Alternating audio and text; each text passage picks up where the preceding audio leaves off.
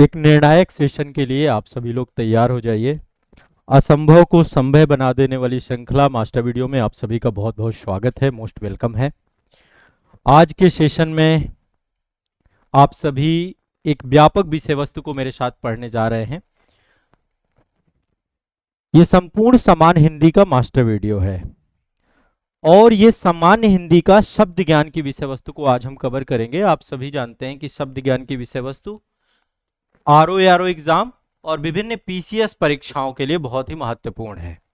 तो ये पूरा का पूरा जो सत्र है इसमें शब्द ज्ञान है। मैंने 6 टॉपिक कवर किए हैं और ये एक तरीके से आरओ का विशेषांक है, यानी आरओ की तैयारी करने वाले सभी छात्रों के लिए बहुत ही उपयोगी है। और साथ ही प्रारंभिक परीक्षा और मुख्य परीक्षा जहां पर भी शब्द ज्ञान पूछा जाता है, चाहे वो कोई भी पीसीएस परीक्षा हो, क्योंकि विभिन्न पीसीएस परीक्षाओं में हिंदी का पेपर है, वहां के लिए भी बहुत ही उपयोगी है, आरओ के लिए भी बहुत ही उपयोगी है। तो सबसे पहले आज आप यहां पर एक चीज सीखेंगे, क्योंकि देखिए आप सभी का मीडियम हिंदी है और हिंदी मीडियम के छात्रों के साथ कुछ चुनौतियां जो मुझे लगती हैं, वो सबसे बड़ी समस्या है वर्तनी अशुद्धियां। सेंटेंस हम सही नहीं लिख पाते हैं, वर्तनी हमारी सही नहीं होती है। तो आप सभी को शब्द ज्ञान जानना चाहिए। शब्द ज्ञान से क्या होता है, सबसे पहली बात, भाषा में आपकी एक मजबूत पकड़ स्थापित होती है और भाषा की मजबूत पकड़ ही आपको सिलेक्शन दिलाएगी। बात दिमाग में बैठा के चलिए। बहुत सारे छात्र मेरे पास आते हैं, उनका कहना होता है कि हम एग्जाम की तैयारी कर रहे हैं लेकिन हिंदी ही अच्छा नहीं है उनका। आज हम लगातार ये बात करते हैं कि बड़ी बड़ी जितनी भी परीक्षाएं, आईएएस और स्टेट पीसीएस की परीक्षाएं, यहाँ पे इंग्लिश मीडियम का बोलबाला होता है। उसके पीछे का कारण यह है कि हमारी हिंदी ही अच्छी नहीं है, क्योंकि हिंदी मीडियम के बच्चों का भी सिलेक्शन हो रहा है, बराबर सिलेक्शन हो रहा है, लेकिन सिलेक्शन उन्हीं का हो रहा है जिनकी हिंदी बहुत अच्छी है। तो ये सेशन आप सभी की हिंदी बेहतर करेगा, आपकी समझ विकसित करेगा। और एक चीज और बहुत जरूरी है, शब्द ज्ञान की जो सबसे बड़ी प्रॉब्लम है छात्रों की, वो ये है कि हमें चीजें याद नहीं रहती हैं। हम पढ़ तो बहुत लेते हैं पर चीजें याद नहीं रहती हैं। तो याद कैसे रखें, उसके लिए क्या ट्रिक होनी चाहिए, कैसे हमें शब्दों को याद रखना होता है। बच्चे सिर्फ रटते रहते हैं, एक तरफ रटे दूसरी तरफ भूले, एक तरफ रटे दूसरी तरफ भूले। तो ये मास्टर वीडियो सीरीज के माध्यम से आप चीजों को याद रख पाएंगे, ऐसा मेरा पूरा आप लोगों से वादा है। और ये एक दावा भी है, क्योंकि जब आप ये पूरा सेशन देखेंगे, कंटेंट बहुत सारा है। सेशन में सबसे बड़ी चुनौती छात्रों को यह भी लगती है कि पीछे कुछ दिख नहीं रहा है, देखने की भी जरूरत नहीं है। 2 घंटे में आपको मैं पूरा सामान्य हिंदी का जो आरओ में 60 अंकों के आपके प्रश्न आएंगे, वो सारे यहां पर कवर होने वाले हैं। एक ही वीडियो में सब कुछ होने वाला है, ठीक है। तो सबसे पहले मैं आपको बता दूं क्या क्या टॉपिक मैंने कवर किए हैं और कैसे मैं इसे पढ़ाऊंगा और कैसे चीजें आपको याद करनी है। याद करने के कुछ ट्रिक्स बताऊंगा। मेरा उद्देश्य सिर्फ इतना है कि आप सभी लोग सक्षम हो पाओ, एबल हो पाओ, समझ पाओ कि कैसे विषय वस्तु को याद रखते हैं, कैसे विषय वस्तु को कंप्लीट करते हैं। यहां पर मैंने वही आपके पर्यायवाची लिए हैं, वही आपके शब्द विलोम लिए हैं, वही आपके तद्भवतम लिए हैं, वही आपके अनेक शब्दों के लिए एक शब्द लिए हैं, वही आपके वाक्यों वर्तनी शुद्धि लिया है, वही आपके विशेष विशेषण लिए हैं, जो परीक्षा के लिए ज्यादा उपयोगी हो सकता है। मैं आपको आत्मनिर्भर बनाऊंगा इस सेशन में। आपके अंदर एक कॉन्फिडेंस आएगा, कम समय में संपूर्ण रिवीजन कर पाएंगे। जो चीज पढ़ने में आपको महीनों लग सकते हैं, आज के 2 घंटे के सेशन में आपकी पूरी समझ विकसित होने वाली है, ठीक है। तो 6 टॉपिक यहां पे हम शब्द ज्ञान में आज हम कवर कर रहे हैं। समान हिंदी का ये मेरा पहला मास्टर वीडियो है। इसके बाद भी मैं और समान हिंदी के सेशन लेकर आऊंगा। जैसे एक सेशन में पत्र लेखन का लेकर आऊंगा। पत्र लेखन में भी आपके जितने, इससे पहले मैं एक पत्र लेखन का सेशन लाया था, लेकिन अब उसे अपडेट करूंगा, मास्टर वीडियो ही होगा। एक मैं निबंध का सेशन भी लाऊंगा। निबंध किस तरीके से आपको निबंध को फ्रेमवर्क करना है और कुछ सिलेक्टेड निबंध जिनको आप लिख सको, वो मैं चयनित करूंगा। तो निबंध का भी मास्टर वीडियो हम जल्द लाएंगे। एक योजना मेरी और है, समान हिंदी के तुरंत बाद हम लाएंगे समान अध्ययन का मास्टर वीडियो। फर्स्ट टाइम होगा ये, एक हिस्टोरिकल सेशन होगा, समान अध्ययन का मास्टर वीडियो, जिसमें 6 सब्जेक्ट होंगे पहली बार, और हर सब्जेक्ट से टॉप मोस्ट 50 आपके जो है फैक्ट होंगे। ठीक है, टॉप मोस्ट 50 फैक्ट हर सब्जेक्ट से, हिस्ट्री भी होगा उसमें, पॉलिटी भी होगा, ज्योग्राफी भी होगा, इकोनॉमी भी होगा, वो सीक्वेंस से नहीं होगा। सीक्वेंस के लिए हमारी जो मास्टर वीडियो की अलग अलग प्लेलिस्ट है वो रहेंगी, लेकिन जो समान अध्ययन की मास्टर वीडियो है उसमें 6 के 6 सब्जेक्ट से, जो प्रीलिम्स के सब्जेक्ट हैं उससे जुड़े हुए फैक्चुअल पूरा डेटा रहेगा। और ये मास्टर वीडियो सीरीज का नाम मास्टर वीडियो प्लस सीरीज रहेगा, जो कि अगला अंक जो है आपका इसी का आएगा, समान अध्ययन का। फिर करंट अफेयर्स की मास्टर वीडियो भी हमारी चलेगी। मतलब एक आप समझ सकते हैं कि अब एक बहुत ही व्यापक पूरी रणनीति के साथ हम सत्रों का आयोजन करेंगे। आप सभी से आग्रह है कि अभी तक मैंने बहुत काम करा दिया है, मेरे इंटायर वीडियो है, मास्टर वीडियो है, परीक्षा के समय आपके रिवीजन के लिए बहुत ही महत्वपूर्ण है, कारगर है, और साथ ही जो है आपके ऐप में जो क्लासेस चल रही हैं उन क्लासेस को से भी लाभान्वित हुई है। चलिए अब सेशन को शुरू करते हैं। यहां पर सबसे पहले मैं आपको बता देता हूं बोर्ड में क्या क्या है। बोर्ड में मैंने 6 टॉपिक लिए हैं जो कि आरओ के प्रारंभिक परीक्षा में और यूपी पीसीएस की मेंस परीक्षा के लिए जरूरी हैं। ये 6 टॉपिक आपके आरओ की मुख्य परीक्षा में भी आपके कारगर आएंगे। इसके अलावा अन्य जहां पर भी आपका हिंदी आता है, सामान्य हिंदी, यहां तक कि आईएएस में भी 300 नंबर का पूरा एक पेपर होता है, वहां पे जो शब्द ज्ञान वाली विषय वस्तु है यहां से कवर होगी। ठीक है, तो चलिए आज हम कुछ सीखेंगे। सबसे पहले चीज मैं डिस्कस करूंगा सेशन के शुभारंभ से कि आपको चीजों को याद कैसे करना है, कैसे हम याद करते हैं शब्द ज्ञान को। क्योंकि देखिए अब यहां पे मैं पर्यायवाची आपको बताने वाला हूं, मैं सारी पर्यायवाची तो यहाँ पे कवर नहीं कर सकता हूं, मैंने कुछ महत्वपूर्ण पर्यायवाची कवर किए हैं, लेकिन मैं सिखाऊंगा कि पर्यायवाची याद कैसे करते हैं, कैसे पर्यायवाची आपके दिमाग में बैठ जाएं, क्या तरीका हो सकता है, कैसे आप इसे भूले ना। क्योंकि चीजें तो आसान लग रही हैं, सुनने में ही आसान है जब आप अटेम्प्ट करते हैं। क्योंकि 60 नंबर का आरओ में जो आपका हिंदी का पेपर आता है, यदि इसमें आप 50, 55 प्लस की हमारा टारगेट रहेगा कि 55 प्लस आपका स्कोर जाए, उस आधार पे मैंने पूरा सेशन बनाया। तो पहले याद करने के मैं कुछ आपको तरीके दूंगा, लगभग 6 से 7 तरीके, उनमें से कोई भी तरीका आप अपना सकते हैं, इससे आपको चीजें याद रहेंगी। ठीक है, तो पर्यायवाची करेंगे पहले। पर्यायवाची के बाद दूसरा यहाँ पे अनेक शब्दों के लिए एक शब्द है, संभवतः इसमें मैंने इंपॉर्टेंट अनेक शब्दों के लिए एक शब्द कवर किए हैं, तो काफी कुछ आपका यहाँ से, इससे ये मान के चलिए कि आपके बहुत सारे क्वेश्चन परीक्षा में सीधा इसी बोर्ड से आने वाले हैं। इसलिए इस सेशन को मल्टीपल टाइम देखना है आपको। अभी पहली बार सेशन देखने के बाद again revision, again revision, again revision, RO परीक्षा से पहले, प्रारंभिक परीक्षा, मुख्य परीक्षा, या भी जो भी जहां पे भी हिंदी है उस पे आप मल्टीपल टाइम रिवाइज करिएगा। तो पर्यायवाची अनेक शब्दों के लिए एक शब्द, यहाँ पे विलोम शब्द हैं आपके, फिर तद्भव तत्सम है, यहाँ पे वाक्य एवं वर्तनी शुद्धि है, और यहाँ पे आपका विशेष्य और विशेषण है। 6 टॉपिक यहाँ पे कवर हो रहे हैं, और मेरी यहाँ पे पूरी की पूरी योग्यता, मेरा जो शिक्षण कौशल है वो आपके दिमाग में इन 6 टॉपिक की विषय वस्तु को बैठा देगा। मैं आपने पूरे के पूरे इस पूरे समयावधि में आपके ब्रेन पे काम करने वाला हूं, एक एक, चूंकि ये वैकेबलरी है, शब्द बहुत ज्यादा। अब आप एक काम करिएगा, ध्यान से सुनना है मेरी एक एक बात को, जो भी मैं यहाँ पे बोलूं दिखेगा कुछ नहीं, ध्यान से सिर्फ सुनना है, उसको अपने दिमाग के अंदर जाने देना है। इसके बाद जैसे ही अगला शब्द बोलूं, अगले शब्द को ध्यान से सुनो, हर शब्द में थोड़ा अटेंशन रखना है। 2 घंटे मुझे दे दीजिए बस, ठीक है। चलिए अब सत्र का शुभारंभ करते हैं। सबसे पहले हम शुरू करेंगे याद करने की तकनीकी से, कि चीजों को याद कैसे करते हैं। सबसे पहली चीज, जब कभी भी आप हिंदी पढ़िए, जो बहुत इंपॉर्टेंट है, अब मैं सेशन शुरू करने जा रहा हूं, जब भी हिंदी पढ़िए पहला काम करिए आप उसको कैटेगरी में कन्वर्ट कर लीजिए। शब्द ज्ञान में यदि आप कैटेगरी कन्वर्ट कर लेते हैं, कैटेगरी कैसे बनाते हैं, जैसे आप देखिए मल्टीपल कैटेगरी होती हैं शब्दों की। जैसे कुछ शब्द आपके नेचर से जुड़े हुए हैं, प्रकृति से जुड़े हुए हैं। पर्यायवाची शब्द यदि मैं उदाहरण के तौर पे यदि लेता हूं, तो सबसे पहले शब्द परिवार को विषय के अनुसार समूह बना लिया जाता है। एक तरीका बता रहा हूं, जैसे कि बहुत सारी प्राकृतिक वस्तुएं, जैसे सूर्य है, जल है, अग्नि है, चंद्रमा है, पृथ्वी है, ये कैसे नेचुरल चीजें हैं। ऐसे बहुत सारे शब्द हैं जो प्राकृतिक शब्द हैं। एक तो प्राकृतिक शब्दों की कैटेगरी बना सकते हैं, और प्राकृतिक शब्दों को आप अलग से एक एक करके देख सकते हैं। दूसरा जो है आपका स्थान, जैसे लोकेशंस है, बहुत सारी लोकेशंस, शब्दों में आप लोकेशंस देखेंगे कि अच्छा ये लोकेशन है, जैसे वन हो गया, कोई भी फॉरेस्ट एरिया हो गया, या फिर नगर हो गया, पर्वत हो गया, जलाशय हो गया, जंगल हो गया, है ना, कोई कहानी। अब यहां पे समझिएगा, सबसे पहला काम होता है हम चीजों को कैटेगराइज्ड कर लें जब याद करें। तो यहां पे जो सबसे ज्यादा इंपॉर्टेंट चीज मैं आपको बताने जा रहा हूं, आप चीजों को इमेजेस के फॉर्म पे सोचिए। जब भी आप कोई शब्द ज्ञान अपने अंदर लीजिए, उसका इमेज कन्वर्ट करिए। इमेज के लिए गूगल की सहायता लीजिए। जैसे मान लीजिए कोई आपने सूर्य ही है, मान लीजिए सूर्य का आपको पर्यायवाची देखना है या सूर्य से जुड़ा हुआ अन्य कोई भी शब्द ज्ञान आपको सीखना है, तो आप उससे जुड़ी हुई इमेजेस को देखिए।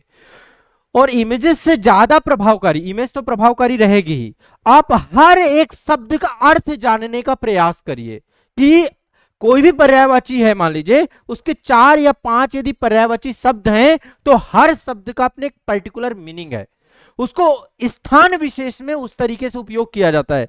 तो यदि आप चीजों को उनकी परिभाषा से समझने लग जाएं तो शायद मुझे लगता है कि आपकी समझ बहुत अच्छी हो जाएगी, फिर रटने की जरूरत नहीं पड़ेगी। जैसे मैं उदाहरण के तौर पे आपको समझाता हूं। मान लीजिए अरण्य, अरण्य मतलब होता है जंगल। अब अरण्य को पहले एक बार यदि हम परिभाषा के तौर पे समझे तो यानी पेड़ पौधों और जीवों का निवास स्थान या प्राकृतिक क्षेत्र, जहां पे पेड़ पौधे जीव निवास करते हैं, उसे हम फॉरेस्ट कहते हैं, उसे हम अरण्य कहते हैं। अब एक बार आपकी समझ ये विकसित हो गई, अब या तो एक तरीका ये है कि आप अरण्य की पर्यायवाची को रटते चले जाओ। अब अरण्य के बाद जितनी भी पर्यायवाची हैं उसकी, चाहे वन हो, जंगल हो, कानन हो, विपिन हो, अटवी हो, कांतार हो, गहन हो, दाब हो, इन सबके भी अर्थों को जानने का प्रयास करिए। यदि आप अर्थ जान लेते हैं चीजों का तो आपकी समझ विकसित होती है और चीजें आपको याद हो जाती हैं, और उसी को थोड़ा सा आपको फोटोजेनिक इंफोग्राफिक मेमोरी में कन्वर्ट करना है। शब्दों को आप तभी, अब उनका सही सदुपयोग भी तभी कर पाएंगे। कोई शब्द कहां पे उपयोग किया जाता है, किस पर्यायवाची का किस संदर्भ में कैसे उपयोग करना है, ये तभी आप कर सकते हैं जब आपको उसका अर्थ पता हो, उसका मीनिंग पता हो। तो एक तो आप चीजों के अर्थ को समझिए, और इसके लिए सबसे अच्छा तरीका आपके पास गूगल है। एक बार यदि गूगल करके सभी के अर्थ या तो रट लो सीधा सीधा, तो आप केवल रटंत रह जाओगे। आपको हिंदी में यदि पकड़ विकसित करनी है तो आपको शब्दों के अर्थ को समझना चाहिए, चाहे वो पर्यायवाची हो, विलोम शब्द हो, तद्भव तत्सम हो, क्यों ये शब्द कहां यूज होना चाहिए, उसका प्रयोग, इसके लिए गूगल का भी आपको साथ देना पड़ेगा। मैं जो आपको पर्यायवाची बताऊंगा, मैं आपको कुछ इसी टेक्निक से याद कराऊंगा, मैं आपको अर्थ बताऊंगा उनके। और देखिएगा, जब भी हम कोई भी नाम लेते हैं, आपके दिमाग में एक इमेज आ, जैसे देवता, देवता में तुरंत एक इमेज आएगी। लेकिन देवता के जो अन्य नाम है ना, देवता का मतलब क्या है, दिव्य और एक अलौकिक प्राणी जिसको पूजा जाता है, जो पूजने योग्य। हमारे घर पे सबके मंदिर है। अब देवता की क्या क्या पर्यायवाची होती हैं और क्यों उन पर्यायवाची को, उसे अजर कहते हैं। अजर मतलब जो कभी बूढ़ा नहीं होता, जिसको कभी बुढ़ापा नहीं आता। उसे अमर कहते हैं, जो कभी मरता नहीं है। उसे हम देव कहते हैं, सुर कहते हैं, विबुध कहते हैं, त्रिदश कहते हैं, भगवान कहते हैं, ईश कहते हैं, ईश्वर कहते हैं। तो हर एक सेगमेंट पे इसको क्यों ये कहते हैं, यदि इस आधार पे आपने काम किया। अब टाइम तो कम है, वैसे इतना ज्यादा है नहीं, अब तो रटंत का ही टाइम बचा है, लेकिन मैं आपको समझा रहा हूं कि एक तरीका हो सकता है। और एक चीज जो मुझे लगती है शब्द ज्ञान को मजबूत करने को, वोकैबुलरी को बचपन में हमें हमारे टीचर सिखाते थे, वो चीज मैं आपको फिर से रिमाइंड करा रहा हूं। आप जानते हो, हमें एक साथ चीजें नहीं पढ़नी कि एक साथ आप पूरा सब कुछ निपटा दो। ये मास्टर वीडियो में तो आप एक साथ सब कुछ पढ़ने जा रहे हो, 2 घंटे में आपका सब कुछ कंप्लीट हो रहा है। लेकिन मैं आपको एक टेक्निक सिखा रहा हूं, पर डे 10 शब्द, 10 पर्यायवाची, 10 शब्द विलोम, 10 अनेक शब्दों के लिए एक शब्द। इंग्लिश भी यदि आपको सीखनी है, केवल 10 शब्द अपने जीवन का हिस्सा बना लीजिए। जिस दिन आपकी वोकैबुलरी में 1000 शब्द हो जाएंगे, आपकी इंग्लिश बहुत अच्छी हो जाएगी। जिस दिन आपके पर्यायवाची शब्द में आप 10-10 करके पढ़ते जाएंगे, 1 महीने में आपके 300 शब्द होते हैं, आप पर्यायवाची से एक भी पर्यायवाची गलत नहीं करेंगे। आपको एक रेगुलर वे पे आपको मिनिमम जो है संख्या आइडेंटिफाई करके पढ़ना पड़ेगा। एक दिन में यदि आप 6 टॉपिक की बात करूं मैं आरओ को लेकर, तो 60 ही एक दिन में याद करने हैं आपको। यदि इस मेथड पे आप काम करने लग जाओ तो 1 महीने बाद आपका बहुत अच्छा हो जाएगा। अभी से आप इसको ट्राई कर लेना। 10 पर्यायवाची पर डे, 10 अनेक शब्दों के लिए एक शब्द। लेकिन इनको पढ़ेंगे कब, जब इनको साथ में इन्फोग्राफिक के साथ थोड़ा गूगल लेकर बैठे, जो भी चीजें हुई गूगल में डाला, उसकी इमेजेस देखा, इमेज देखोगे चीजें और अच्छी हो जाएंगी। साथ ही उसका अर्थ भी जाना कि इसको इस संदर्भ में, आपकी हिंदी बहुत जबरदस्त हो जाएगी। फिर आपका शब्दों का चयन बहुत अच्छा हो जाएगा, यदि आप वास्तव में अपनी हिंदी अच्छा करना चाहते हो। और मैं आपको बताऊं, इनडायरेक्टली एक चीज बहुत बड़ी होने वाली है, आपका वाक्य और वर्तनी शुद्धि बहुत अच्छा हो जाएगा जब आप ये करने लग जाओगे।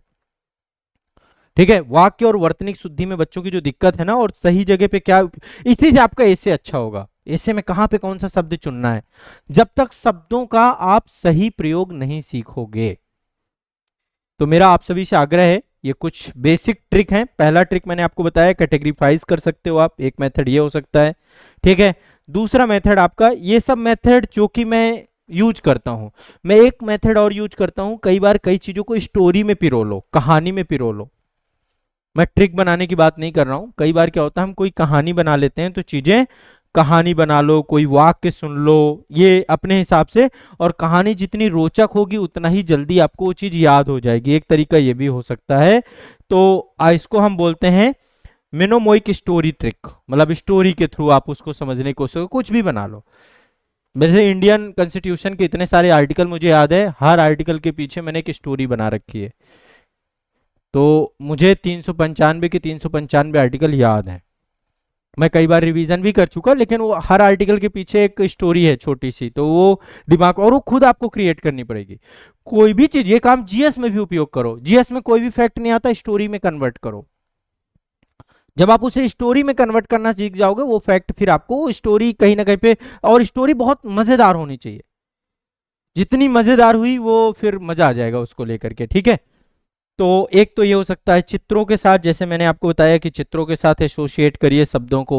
रिवीजन चार्ट बना लीजिए, जैसे मैंने आपको बोला पर डे 10 शब्द सीखिए, एक रिवीजन के लिए वो आते हैं, स्टिक आते हैं, आप उनमें रिवीजन चार्ट बनाइए। जैसे आमतौर पे कभी आप, जहां मैं पढ़ता हूँ, मेरा स्टडी रूम है, स्टडी रूम की वॉल जो है उसमें एक वॉल आपकी स्टिकी वॉल है पूरी की पूरी, उसको मैंने नाम ही दे रखा है पूरी तरीके से, एक तरीके से जहां पे पूरा स्टिक है, रिवीजन करने के लिए बहुत सारी चीजें लगी हुई हैं, और समय के साथ वो स्टिक, जैसे मैं चलते फिरते उठते बैठते कभी पहुंचा, एक स्टिक निकाली उसे पढ़ा, तो एक रिवीजन आपकी वॉल अपनी क्रिएट करो, एक एरिया क्रिएट करो, जिस एरिया में आप, जैसे आपने 10 पर्यायवाची आज पढ़ी, उनको लिख दिया, लिख के उनको स्टिक कर दिया।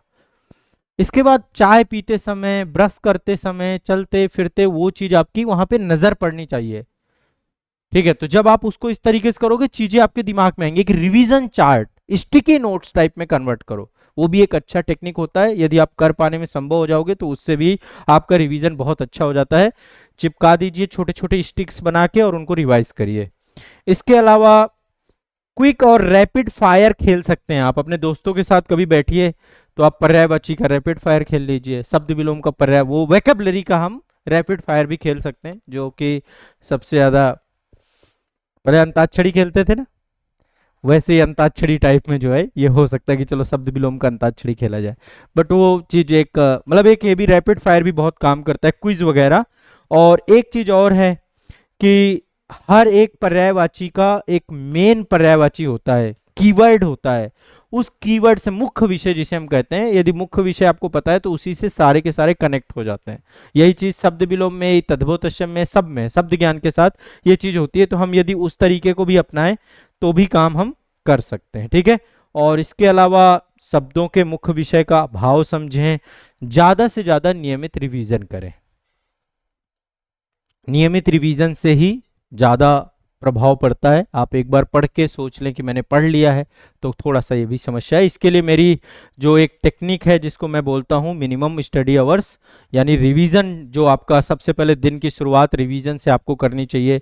जो भी आपने पहले पढ़ा है उसको सुबह उठ के रिवाइज कर लीजिए, पुराना आपका लीकेज ना हो, ये सब चीजें यदि आप करें तो ज्यादा बेनिफिट हो सकता है।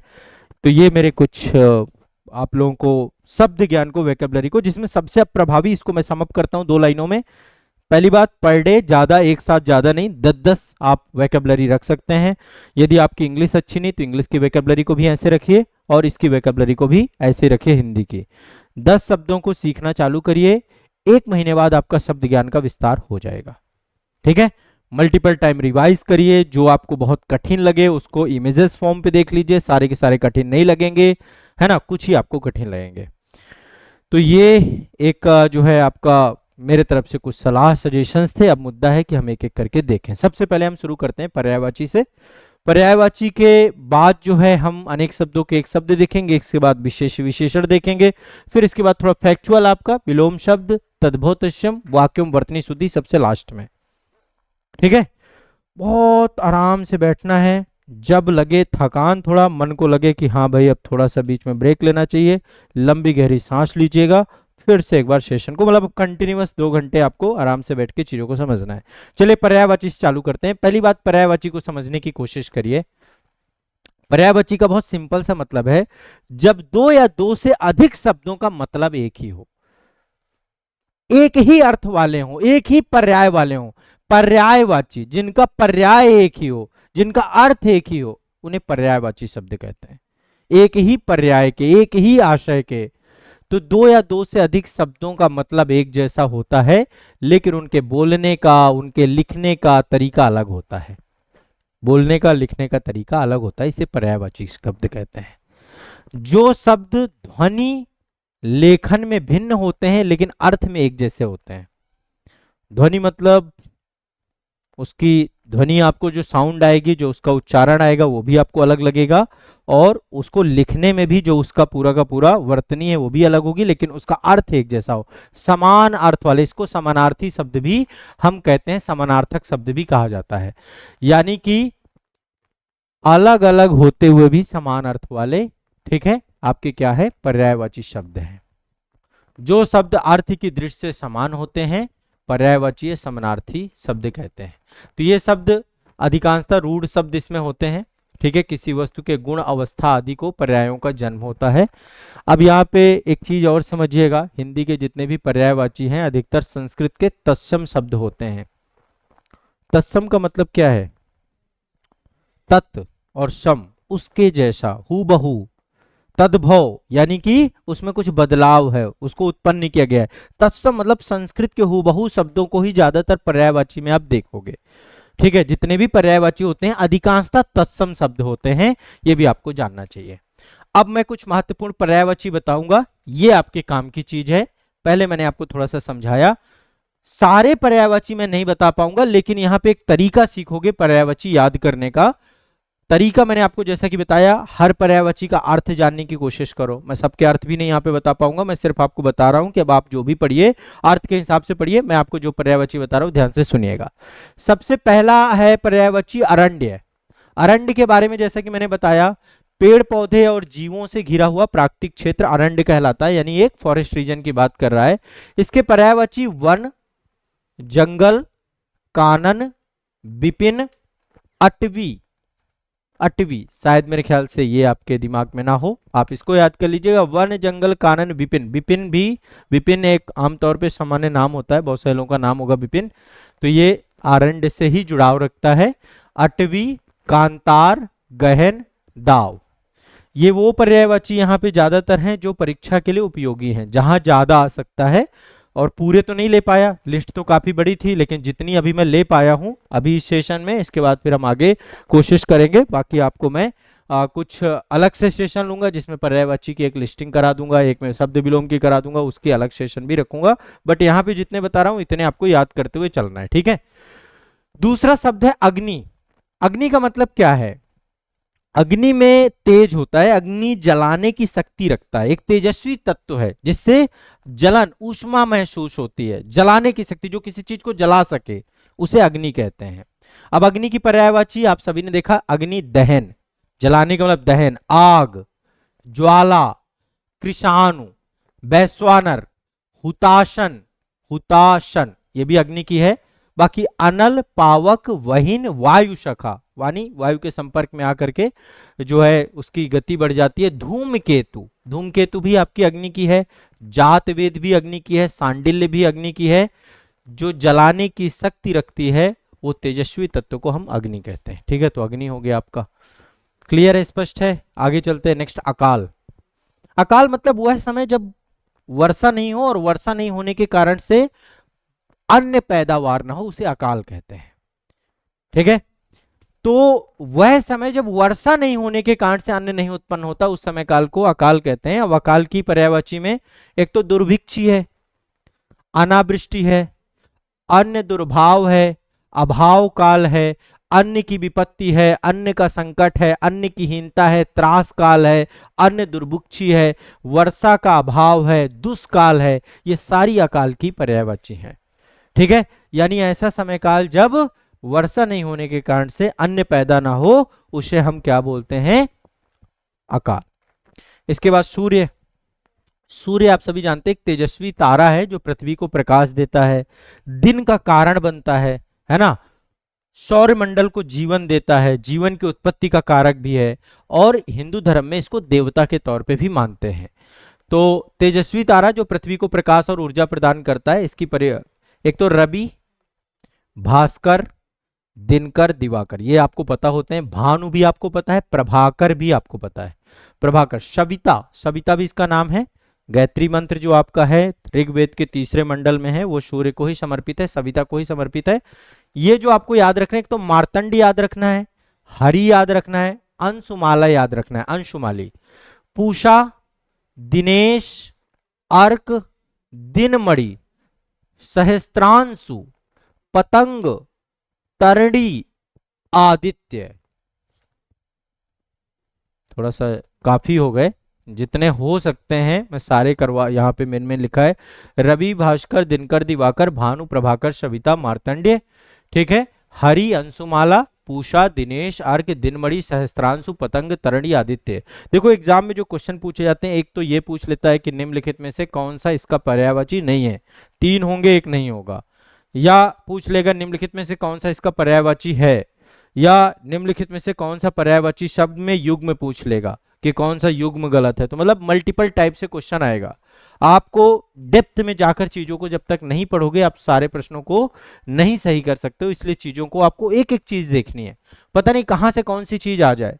कोई बहुत ज्यादा प्रिडिक्शन नहीं किया जाता चीजों में, हमें चीजों को गहराई से ही पढ़ के जाना है, ठीक है। तो शब्द ज्ञान में आपको मेरी भी कोशिश यही है, चीजें गहराई, जितना मैं पढ़ा रहा हूं गहराई से पढ़ाऊं। इसके बाद अगला है राजा। राजा का क्या, कौन होता है? राजा किसी राज्य का, किसी देश का सर्वोच्च प्रशासनिक अधिकारी होता है, सबसे ऊपर वही बैठा होता है ना।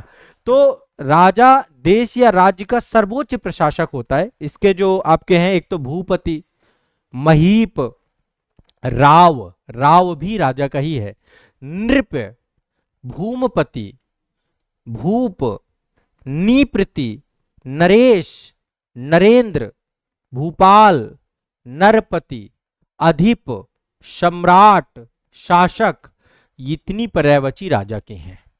किसी राज्य या देश या शासक का सर्वोच्च प्रशासनिक अधिकारी, ठीक है। अब यहाँ पे एक चीज समझिएगा, जब मैं अभी ये पढ़ा रहा हूं एक बार आप आराम से एक एक को सुनिए, इसके बाद इसका अगेन रिवीजन करिएगा, अगेन रिवीजन करिएगा, ये चीजें रिकॉल होंगी। जब 2 से 3 बार इसी सेशन को देखोगे, जितना पढ़ाऊंगा आपको सब याद आएगा। इसलिए आराम से घबराना नहीं है कि पुराने वाले में दिमाग लगा रहे हो, पुराने वाले को जाने दो, नया जो आ रहा है उसको ध्यान से सुनना है, ठीक है। तो राजा हो गया। राजा के बाद अगला है अंधकार। अंधकार मतलब प्रकाश का अभाव, जहां प्रकाश ना हो उसी को अंधकार कहते हैं।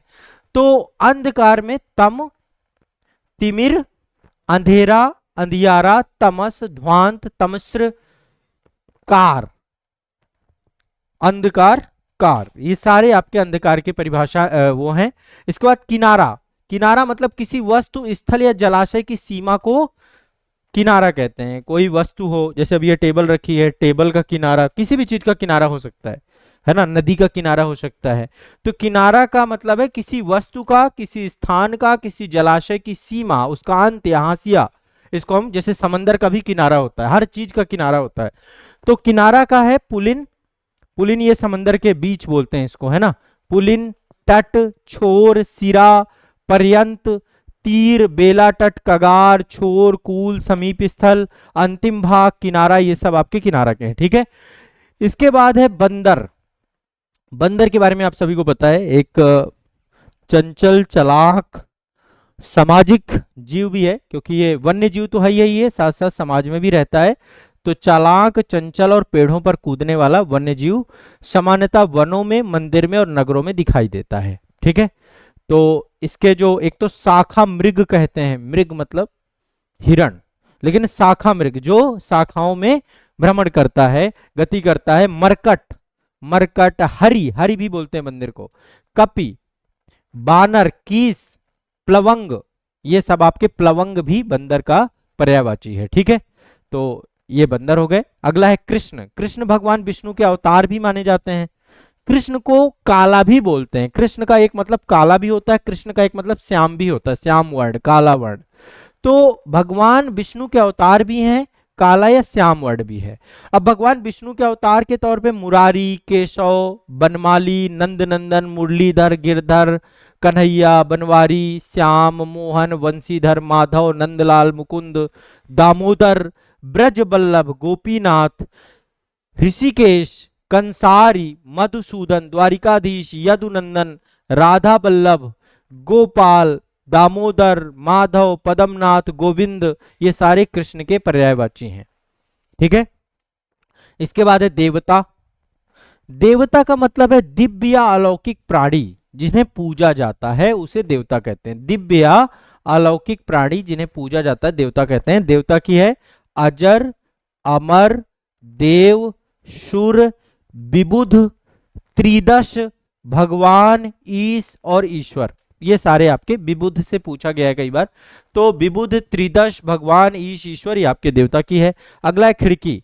खिड़की जो है भवन या कमरे की, जो भी कोई भवन होता है या कोई कमरा होता है उसकी दीवार पर बनी हुई है, खुलने और बंद होने की जगह होती है। किसी भी भवन के किसी भी कमरे की दीवार में बनी हुई खुलने और बंद होने की जगह को खिड़की कहते हैं। ये वो जगह होती है जहां से प्रकाश, हवा या बाहर देखने के लिए बनाई जाती है। ठीक है, तो इसका जो पर्यायवाची एक तो झरोखा, ठीक है, अंतरद्वार, बारा, दराचा, रोशनदान, दिग्द्वार, मुख द्वार, नयन द्वार, ठीक है, वातायन, गवाक्ष, ये सारे आपके खिड़की की पर्यायवाची हैं। फिर से एक बार देख लेते हैं। गवाक्ष, वातायन, झरोखा, दराचा, अंतरद्वार, बारी, रोशनदार, दिग्द्वार, मुख द्वार, नयन द्वार, ये सारे के सारे। अगला आकाश। आकाश का मतलब है एक नीला विस्तार जो पृथ्वी के ऊपर आपका है। नीला विस्तार जो पृथ्वी के ऊपर दिखाई देता है इसका आसमान, अंतरिक्ष, तारापथ, व्योम, नभ, अंबर, गगन, अनंत, फलक। एक गाना है ना, फलक तक चल साथ मेरे, फलक तक मतलब आसमान तक ले जाने की बात कर रहे हैं, तो फलक तक, खगोल, शून्य, त्रिदिव, सुरपथ। कुछ गाने ऐसे हैं जिनको यदि आप थोड़ा भी सोचने लग जाएं, क्योंकि अंत नहीं है फिर उनका चीजों का, बहुत जो उसका राइटर होता है वो कल्पना में चला जाता है।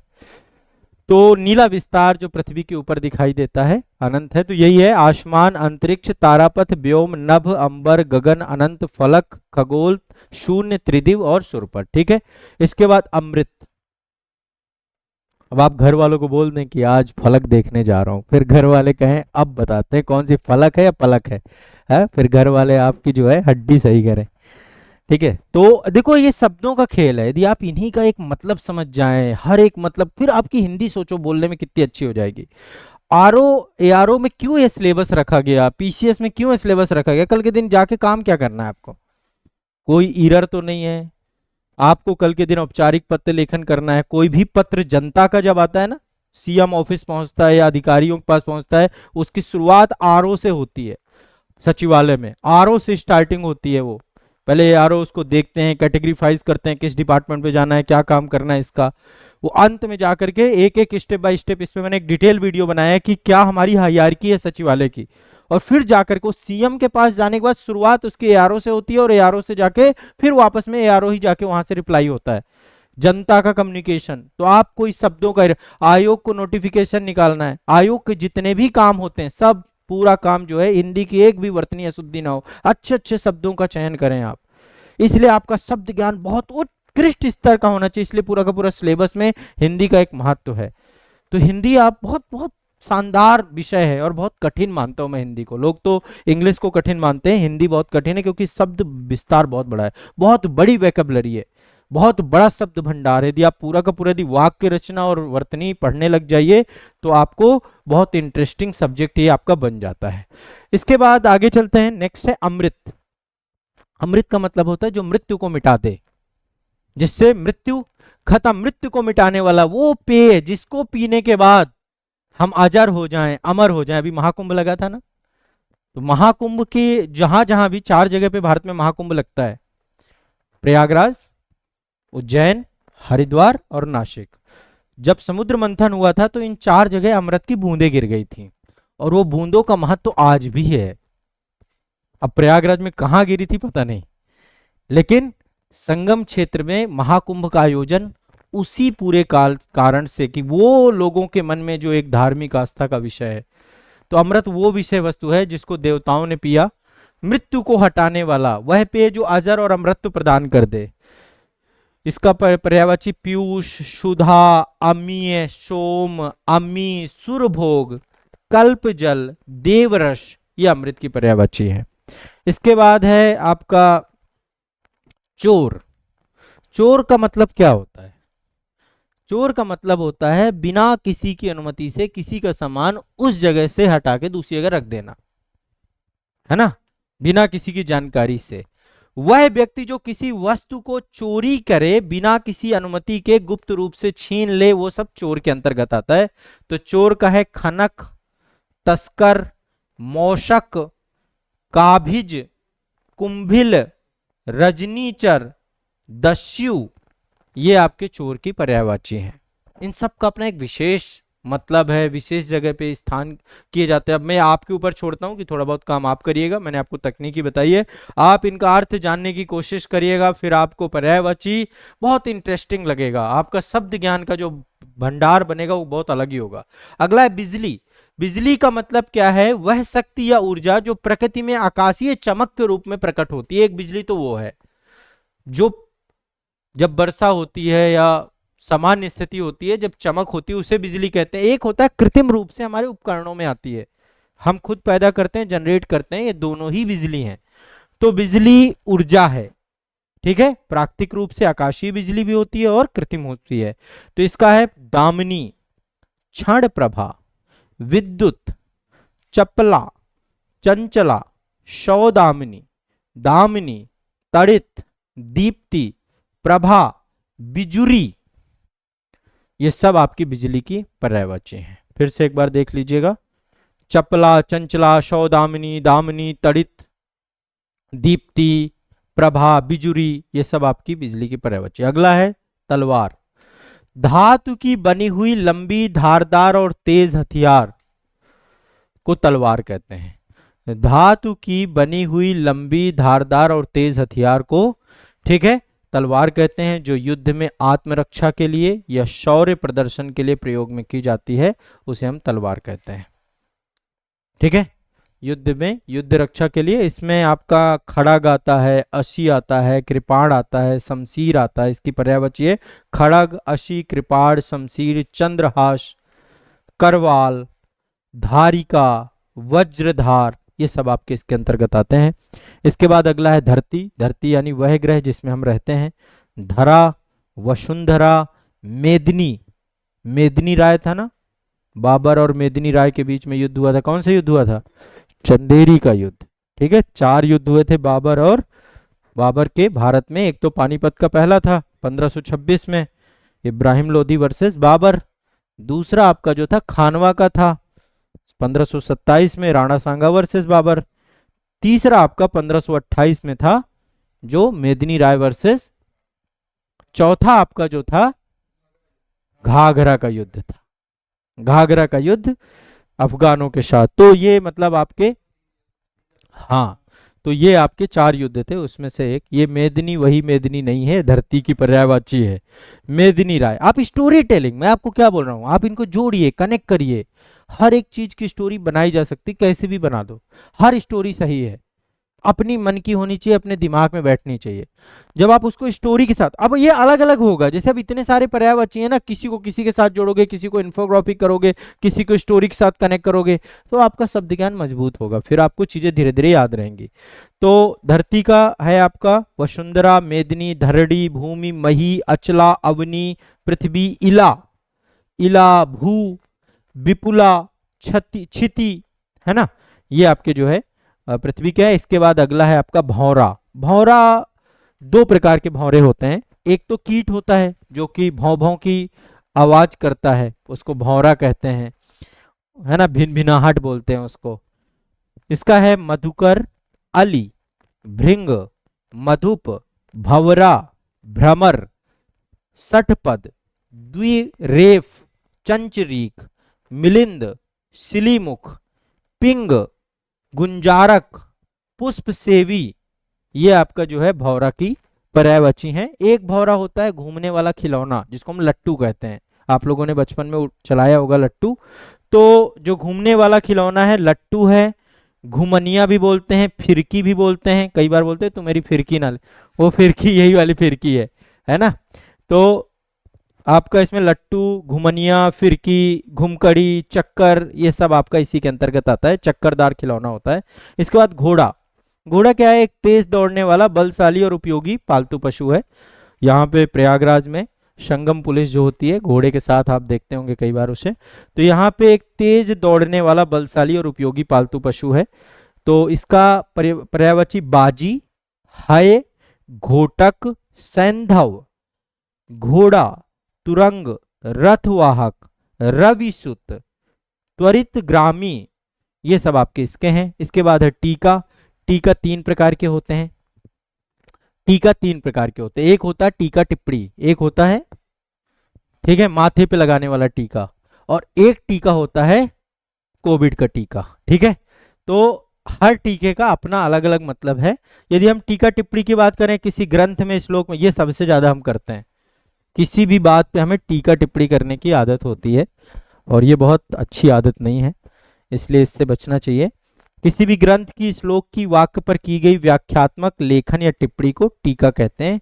तो इसका होगा व्याख्या, टिप्पणी, व्याख्यान, विवरण, भाष्य, विवेचन, ये टीका है।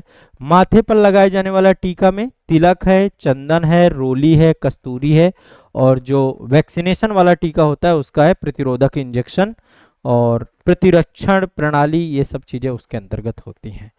तो ये आपका जो है पर्यायवाची शब्द बहुत सारे हैं। अभी सारे शब्द मैं एक अलग से पूरा एक सेशन रखूंगा, मैं डिजिटल बोर्ड में सेशन रखूंगा जिसमें सारी पर्यायवाची महत्वपूर्ण हम कवर करेंगे एग्जाम से पहले। ठीक है, पर्यायवाची का अलग, शब्द विलोम का अलग। यहाँ पे मैं सिर्फ आपको तरीका बताना चाहता हूँ कि पर्यायवाची पढ़ना है तो आपको विद उसके अर्थ को जान करके पढ़ना है कि हर पर्यायवाची का क्या अर्थ है, आपको ये दिमाग में बैठ जाएंगी। और इनको जोड़िए, कनेक्ट करिए इमेजेस से, स्टोरी से, दिमाग में आपकी ये गलती नहीं होंगी। एक बार इस तरीके से पढ़ के देखिएगा। 10 पर्यायवाची पर डे पढ़ने का संकल्प लीजिए। हमें पर डे 60 शब्द पढ़ने हैं। जो आरओ वाले बच्चे हैं 60 शब्द पर डे पढ़ने हैं, या पीसीएस का एग्जाम मेंस भी देना है तो उसको किस तरीके से पढ़ना है वो तरीका मैंने शुरुआत में आपसे डिस्कस किया। अब अगला चलते हैं अनेक शब्दों के लिए एक शब्द। ये भी बहुत शानदार आपका जो है शब्द ज्ञान है। जब हमें अपनी बात संक्षिप्त में करनी हो, जब हम अपने वाक्य को, एक वाक्य का प्रयोग, मतलब एक ही शब्द पूरा संपूर्ण अर्थ लेकर के किसी बात को कह दे, उसे हम अनेक शब्दों के एक शब्द के तौर पे रखते हैं।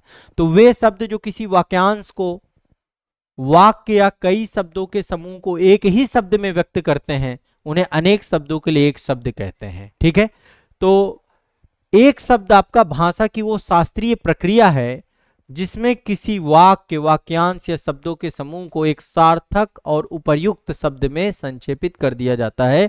इसका उद्देश्य होता है भाषा को संक्षिप्त बनाना, प्रभावशाली बनाना और स्पष्ट बनाना। ठीक है, इसमें संवाद में दोहराव की आवश्यकता नहीं पड़ती है, कहने और लिखने में सरलता आती है।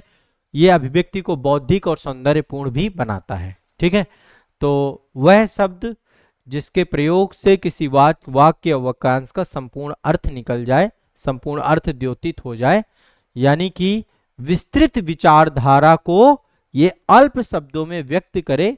आपको बड़ी बात को कम शब्दों में कहने के लिए इसको सीखना चाहिए। ये आपके एग्जाम का सिलेबस का हिस्सा है। तो कुछ हम प्रमुख यहाँ पे, अब एक लिस्ट मैंने यहाँ पे बनाई है। यहाँ पे फिर मैं आपसे कहूंगा कि आपको यहाँ पे, अब मैं सबका अर्थ तो बताऊंगा नहीं, अर्थ बताने में टाइम बहुत जाएगा। आपको मैंने टेक्निक पर्यायवाची में बताई है। आप सभी से आशा करता हूं कि आप सभी लोग जब एक बार अभी इसको आराम से पूरी सुन लीजिए। इसमें सारे लगभग इंपॉर्टेंट है, इसमें सारा ही कवर है। पर्यायवाची तो मैं पूरी नहीं कवर कर पाया, लेकिन इसमें मैं इंपॉर्टेंट कवर कर पाया हूं और इसी से क्वेश्चन आपका निकलेगा। ये बात मैं आपको बता दे रहा हूं, स्पष्ट है। ठीक है, तो चलिए शुरू करते हैं। जो स्त्री सूर्य भी देख ना सके, पर्दे में रहने वाली स्त्री, रनिवास में रहने वाली, कड़े पहरे में रहने वाली, जो कभी बाहर देखे ना, पर्दे में रहने वाला सूर्य कैसे देख सकता है ना, तो उसको बोलते हैं असूर्य पस्या। जो स्त्री रनिवास में कड़े पर्दों पे रहे, जो सूर्य भी ना देख पाए, असूर्य पस्या, पर्दे में रहने वाली स्त्री। ठीक है, ये इसके अंतर्गत ये होगा। नेक्स्ट आगे चलते हैं। कई बार क्या होता है कि अब जैसे अभी आप देख रहे हैं इस समय इजराइल और ईरान के बीच में युद्ध हुआ, फिर अमेरिका की एंट्री, फिर सीज फायर अभी हाल फिलहाल में, तो इसके लेकर के युद्ध को लेकर कई बार मंत्रणाएं होती होंगी। ऐसी मंत्रणा जिसका उद्देश्य बुरा हो, जिसका लक्ष्य नकारात्मक हो, उसे बोलते हैं दुरभिसंधि। दुरभिसंधि या ऐसी मंत्रणा जो बुरे उद्देश्य से गुप्त मंत्रणा की गई हो, जिसका उद्देश्य बुरा हो, उसको हम बोलते हैं दुरभिसंधि। ठीक है, तो ये आपको दिमाग में बैठा के रखना है। कई बार क्या होता है, विस्थापन हो जाता है एक जगह से दूसरी जगह। युद्ध के टाइम पीरियड पे आप देखते हैं व्यक्ति एक जगह से दूसरी जगह विस्थापित हो जाता है। कई बार कहीं डैम बनाया जा रहा है, कई बार कई इस प्रोजेक्ट आते हैं, या कई बार ट्राइबल्स एरिया को राष्ट्रीय उद्यान से निकाल के बाहर जो है उसको कई बार नोटिफाइड एरिया घोषित हो जाता है, या कभी बाढ़ वाली क्षेत्र आता है, बाढ़ वाले क्षेत्र से लोग विस्थापित हो जाते हैं।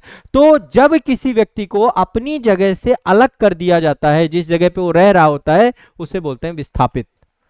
ठीक है, अगला, वह कन्या जिसके साथ विवाह का वचन दिया गया है। ठीक है, वह कन्या जिसके विवाह का वचन दिया गया उसे बोलते हैं वाग्दत्ता। ठीक है, मदिरा पीने का प्याला, चषक, चषक बोलते हैं, मदिरा पीने के प्याला को चषक कहते हैं, जिसका अनुभव हमें बिल्कुल नहीं है। वैसे तो अब हर एक प्याले में लोग प्याला खड़का ही लेते हैं, चाहे वो प्लास्टिक का हो चाहे वो कोई विशेष प्याला सबका नहीं होता। मैं जब कभी यहाँ से जाता हूँ घर की तरफ, तो बीच बीच में बहुत सारे मदिरालय पड़ते हैं। हाँ, मदिरालय ही है, उसी में अंग्रेजी लिखा होता है, किसी में सरकारी लिखा होता है, किसी में देसी भी लिखा होता है। हाँ, ऐसे बहुत सारे मदिरालय मिलते हैं। कई बार ये लगता है कि सरकार यदि एक साथ पूरे भारत के सारे मदिरालयों को बंद कर दे, तो जो मदिरा प्रेमी यहाँ पे खड़े होकर भौरे की तरह वहां पे भिनभिनाते हैं, बहुत संख्या होती है। मतलब वहां पे भीड़, जहां पे बहुत भीड़ दिख रही हो आपको दिख जाएगा मदिरालय। आप चखने की बात कर रहे हैं? कभी चखा तो नहीं आपने? नहीं ना? हाँ, अच्छी चीज नहीं, कभी आप लोग इस सब से दूर रहिएगा। ईश्वर करे जीवन में कभी भी आपको इन सब चीजों से वास्ता ना पड़े। अच्छी बात है, बहुत अच्छी बात है। जीवन में ये दौर ना आए, कभी भी आप बुरी संगत में ना पड़े। अच्छी संगत के कारण बचे हुए हैं। कई बार क्या होता है, जैसे जिनकी संगतें खराब होती हैं, पहली बार जो पीते हैं उसको फ्री में पिलाने वाले बहुत लोग रहते हैं। फिर वो फ्री में एक बार पिलाते हैं, फिर धीरे धीरे आप फिर उन्हें जीवन भर पिलाते हो, फिर कहते हो आ जा, एक बोतल तू ला, एक बोतल हम ला। तो ऐसे लोगों से बचना। जब कोई भी व्यक्ति आपके पास आए, अरे डॉक्टर कहता है थोड़ा, कोई भी कभी भी शुरुआत मत करना इस चीज की। एक बार भींगे तो फिर भींगे, इसलिए भींगना ही नहीं है, छींट भी नहीं पड़नी चाहिए, कभी चखना ही नहीं है। एक बार चखे तो जीवन भर फिर चखने की जरूरत पड़ेगी, और सब समाप्त हो जाता है। जो लोग नशे में जाते हैं, मदिरा का सेवन करते हैं, मदिरा के बाद फिर और बड़े बड़े बहुत सारे, उसमें उनके घर में अपराध बहुत होते हैं। एक तो पारिवारिक अशांति रहती है, और बहुत अशांति का माहौल रहता है पूरे घर में, तनाव का माहौल रहता है, लक्ष्मी चली जाती है, धन दौलत सब कुछ, समृद्धि खत्म हो जाती है, बच्चे का जीवन एक दो पीढ़ी खत्म हो जाती है, वो सब खत्म कर देता है। एक बोतल, ये बोतल सब खत्म कर देती है, हर चीज, चाहे प्रॉपर्टी हो, चाहे रिश्ते हो, चाहे सब कुछ। ये पानी की बोतल है, इसकी बात नहीं कर रहा हूँ, जो वो वाली बोतल होती है, इसलिए उस बोतल के करीब नहीं जाना है। ये मेरा आप सभी को लेकर एक मोरल मैसेज है, नहीं पीना कभी भी। ठीक है, दूर रहना, बिल्कुल बहुत दूर रहना है जीवन में, इससे मदिरा से दूर रहना है, बहुत गंदी चीज है। कहीं बार किसी भी परिस्थिति में पड़िएगा, मदिरा का सेवन मत करिएगा। ठीक है, चलिए, मदिरा और मांस, मांसाहार का भी मैं बहुत विरोधी व्यक्ति हूं। जब हमारी प्रकृति ने सब कुछ उपलब्ध कराया है, लोग क्या कर रहे हैं, मांस का सेवन करते तो नहीं? बहुत अच्छा है, छोड़ दिए। अन्यथा यदि करते हो, आप खुद सोचिए, उबाल के आप किसी को खा रहे हैं, है ना। मैं थोड़ा सा इस चीज को प्रमोट नहीं करता हूँ इंसान को, क्योंकि फिर वो ब्लड बनेगा आपका, आप हिंसक बन जाएंगे, आपकी मनोवृत्ति वैसी हो जाएगी, दूषित हो जाएगी। हाँ, ठीक है, अच्छा है, बट लोग जो है खाते हैं बहुत सारे। भारत में जरूरत नहीं, भारत में प्रकृति ने बहुत कुछ दिया है, प्रकृति में सब कुछ उपलब्ध है, तो क्यों उससे लें हम। ठीक है, चलिए आगे चलते हैं। जो कुछ भी नहीं जानता है उसे हम बोलते हैं अज्ञ। जो कुछ नहीं जानता, जो सब कुछ जानता है उसको सर्वज्ञ कहते हैं। जो बहुत थोड़ा जानता है उसे अल्पज्ञ कहते हैं। ठीक है, तीनों अलग अलग चीजें हैं। जो कुछ भी नहीं जानता अज्ञ, जो कुछ सब कुछ जानता है सर्वज्ञ, जो बहुत थोड़ा जानता है अल्पज्ञ। ठीक है, वह कवि जो तत्काल कविता करे उसको बोलते हैं आशु कवि। बहुत सारे लोग होते हैं बड़े बड़े, वो खड़े खड़े जो है तीन चार बना देते हैं। ठीक है, आशु कवि। महान या सर्वश्रेष्ठ कवि को महाकवि कहते हैं। जिसकी आशा न की गई हो, अप्रत्याशित। आशा से बहुत अधिक हो, आशा से बहुत अधिक हो, जो आशा के परे हो, उनको आशातीत कहते हैं। है ना, जैसे अब आपका सिलेक्शन जो होगा वो आशा के परे है, आशातीत है? आशातीत ही है।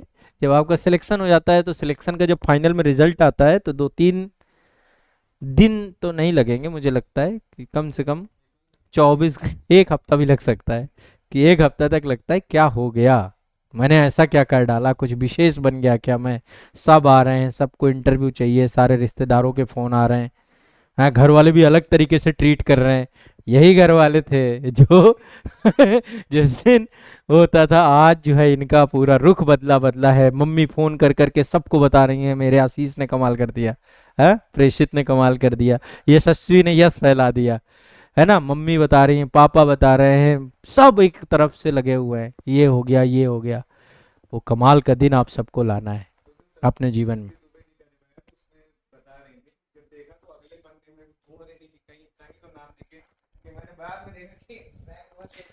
किसी को भरोसा नहीं होता, है ना, जो भी होता है किसी को भरोसा नहीं होता। उसके बाद जब आप टॉपर हो जाओगे या सिलेक्शन हो जाएगा, जो कुछ भी कहोगे सब सत्य निकलती है आपके मुंह से बात। आप फिर जो कहोगे वहीं से गंगा निकलेगी। आप कहोगे कि मैं 24 घंटे पढ़ता था, हाँ पढ़ता रहा होगा, तभी हुआ है। चाहे आप जीवन भर सोते रहो। तो इसलिए मेहनत करिए, सिलेक्शन लाना है, ये बहुत जरूरी है। ठीक है, चलिए। जिसकी आशा ना की गई हो, अप्रत्याशित, आशा से बहुत अधिक या आशा से परे हो, आशातीत, आशा से बंधा हुआ, आशान्वित। की गई आशा, की गई आशा है प्रत्याशा, है ना, कहते हैं इसकी प्रत्याशा है, इसकी प्रत्याशा हो सकती, की गई आशा प्रत्याशा। बिना बिना पलक झपकाए, निर्मेश या अपलक, एकटक भी बोलते हैं। उत्तराधिकार में प्राप्त संपत्ति को रिक्त कहते हैं। जो युद्ध में स्थिर हो उसे युधिष्ठिर कहते हैं। कम बोलने वाले को मितभाषी कहते हैं। कई भाषाओं को बोलने वाले को बहुभाषी कहते हैं। जो तौला ना जा सके, जो तौला जा सके उसे परिमेय कहते हैं, जो तौला ना जा सके उसे अपरिमेय कहते हैं। ठीक है, बहुत सिंपल सा है। मधुर बोलने वाला मृदुभाषी। ठीक है, किसी वस्तु की अदला बदली को विनिमय कहते हैं, एक्सचेंज कहते हैं। जैसे पहले बार्टर सिस्टम चलता था, अभी पैसे से हम एक्सचेंज करते हैं। जो अनुमान करने योग्य हो, अनुमेय। जो ईश्वर पर विश्वास रखता हो, आस्तिक। जो किसी के प्रति आस्था रखने वाला हो, आस्थावान। जो विश्वास करने लायक हो, विश्वासी। सब कुछ जानने वाला, सर्वज्ञ, ज्ञानी, महाज्ञानी। सबसे ज्यादा लोग यही हैं जो सब कुछ जानते हैं। उनसे पूछ लो, ये सब सब महाज्ञानी आदमी है। इनकी संख्या भारत में सबसे ज्यादा है। सब मानते हैं कि हमसे बड़ा महाज्ञानी कोई नहीं है। हर व्यक्ति राय चंद है, हर व्यक्ति राय देना चाहता है। आप में, आप भी तो महाज्ञानी है कि नहीं? नहीं है महाज्ञानी की श्रेणी में, है कैटेगरी है बहुत सारे लोगों की। हाँ, जो मतलब किसी पे आस्था रखता हो वो आस्थावान है। ठीक है, नेक्स्ट आगे चलते हैं। किसी के प्रति भी आस्था रखने वाला आस्थावान यही होगा। नेक्स्ट है, जो किसी भी विषय का ज्ञाता हो उसे विशेषज्ञ कहते हैं। किसी भी विषय का ज्ञाता, विशेषज्ञ। अपने सहारे पर रहने वाला, स्वावलंबी। किसी पर भी विजय प्राप्त करने की इच्छा रखने वाला, जिगीषु। जो जीत लिया गया हो, विजित। जिससे विजय प्राप्त की गई हो, विजेता। जानने की इच्छा रखने वाला, जिज्ञासु। स्त्री के बस में रहने वाला, लगभग ज्यादातर लोग यही, स्त्रैण। ठीक है, स्त्री के वश में, वशीभूत। राज्य द्वारा निकाला गया अधिकारी, अधिकारी का आदेश, अध्यादेश। शासन द्वारा जारी किया गया कानून, अधिनियम। वह स्त्री जिसका पति परदेश गया हो, विदेश गया हो, प्रेषित पतिका, प्रेषित प्रोषित पतिका। पैर से सिर तक, अपाद मस्तिष्क। अनुचित बात करने के लिए आग्रह करने वाला, दुराग्रही। अनुचित बात के लिए अड़ना, दुराग्रह।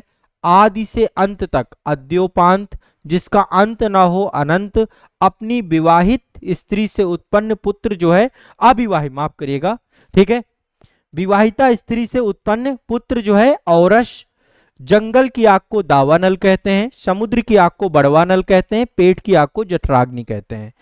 जो ज्ञात इतिहास से पहले हो, प्रागैतिहासिक, है ना, जहां पे लेखन वगैरह नहीं मिला है, जो अचानक आंखों से ओझल हो गया हो, अंतर्ध्यान, जो बाएं हाथ से सधा हुआ हो, सब्यसाची, बाएं हाथ वाले सब्यसाची, जो बाएं रास्ते पर चलते हैं, वामपंथी, जिनके हाथ में वज्र हो, वज्रपाणी, मोक्ष पाने की इच्छा रखने वाला, तितीर्षु, तितीर्षु, ठीक है, तैर कर पार करने का इच्छुक भी तितीर्षु कहलाता है, दोनों ही तितीर्षु है, मोक्ष की इच्छा रखने वाला, तैर कर पार करने वाला भी तितीर्षु।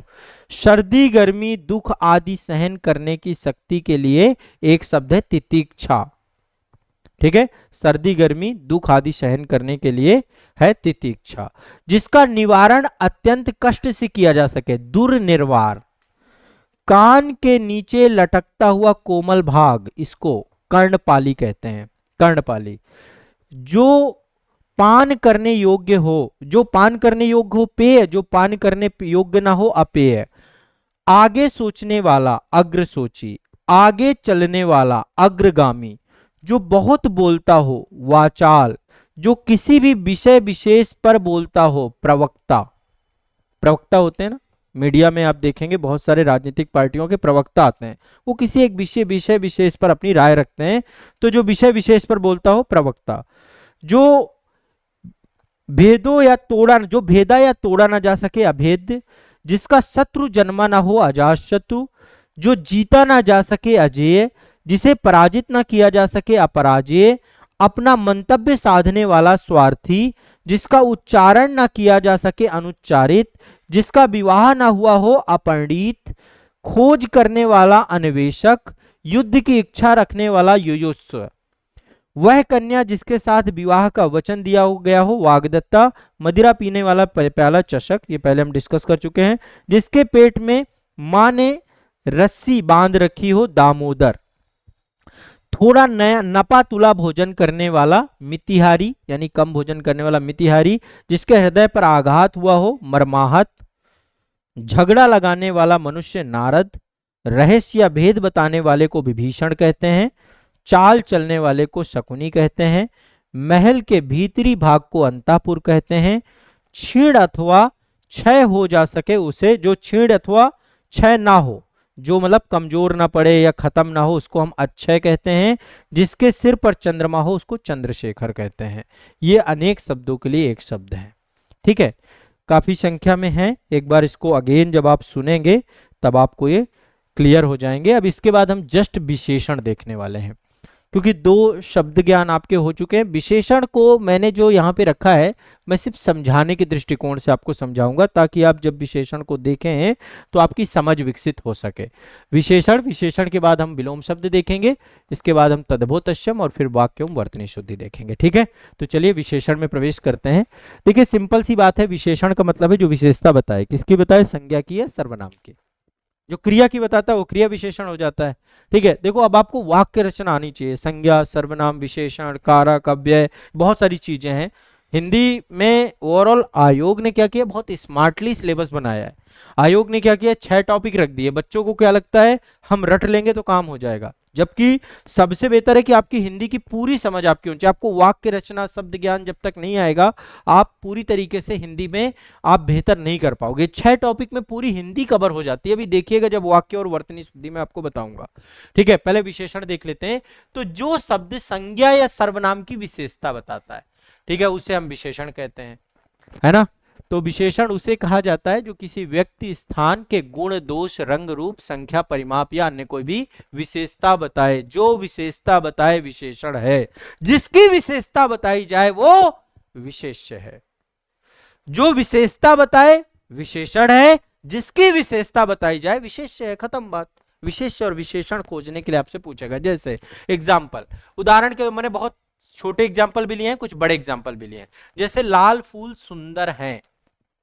अब लाल फूल सुंदर है में से लाल क्या है आपका, विशेषण है। किसकी विशेषता बता रहा है? फूल की। फूल आपका विशेष्य है, बहुत सिंपल सा है। ऐसे ही 3 बच्चे। अब देखो यहाँ पे जो 3 बच्चे, तीन तीन एक संख्या है, स्पेसिफाइड कर रहा है।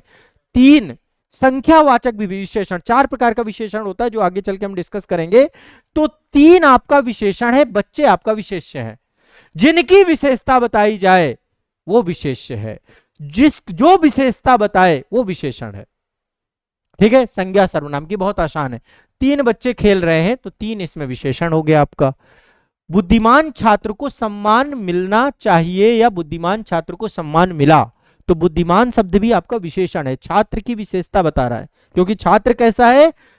जो कौन, किसका, कैसा, इन प्रश्नों का उत्तर दे, वो सब विशेषण है। अभी हम ट्रिक की बात करेंगे, बाद में मैं ट्रिक भी आपको बताऊंगा। तो बुद्धिमान शब्द आपका क्या है? विशेषण है। ठीक है, तो यहां पे 3 एग्जाम्पल मैंने दिए। तो विशेषण क्या है? जो कितना, कितने बच्चे थे? 3 बच्चे थे। कौन बुद्धिमान था? छात्र बुद्धिमान थे। कौन लाल था? फूल लाल थे।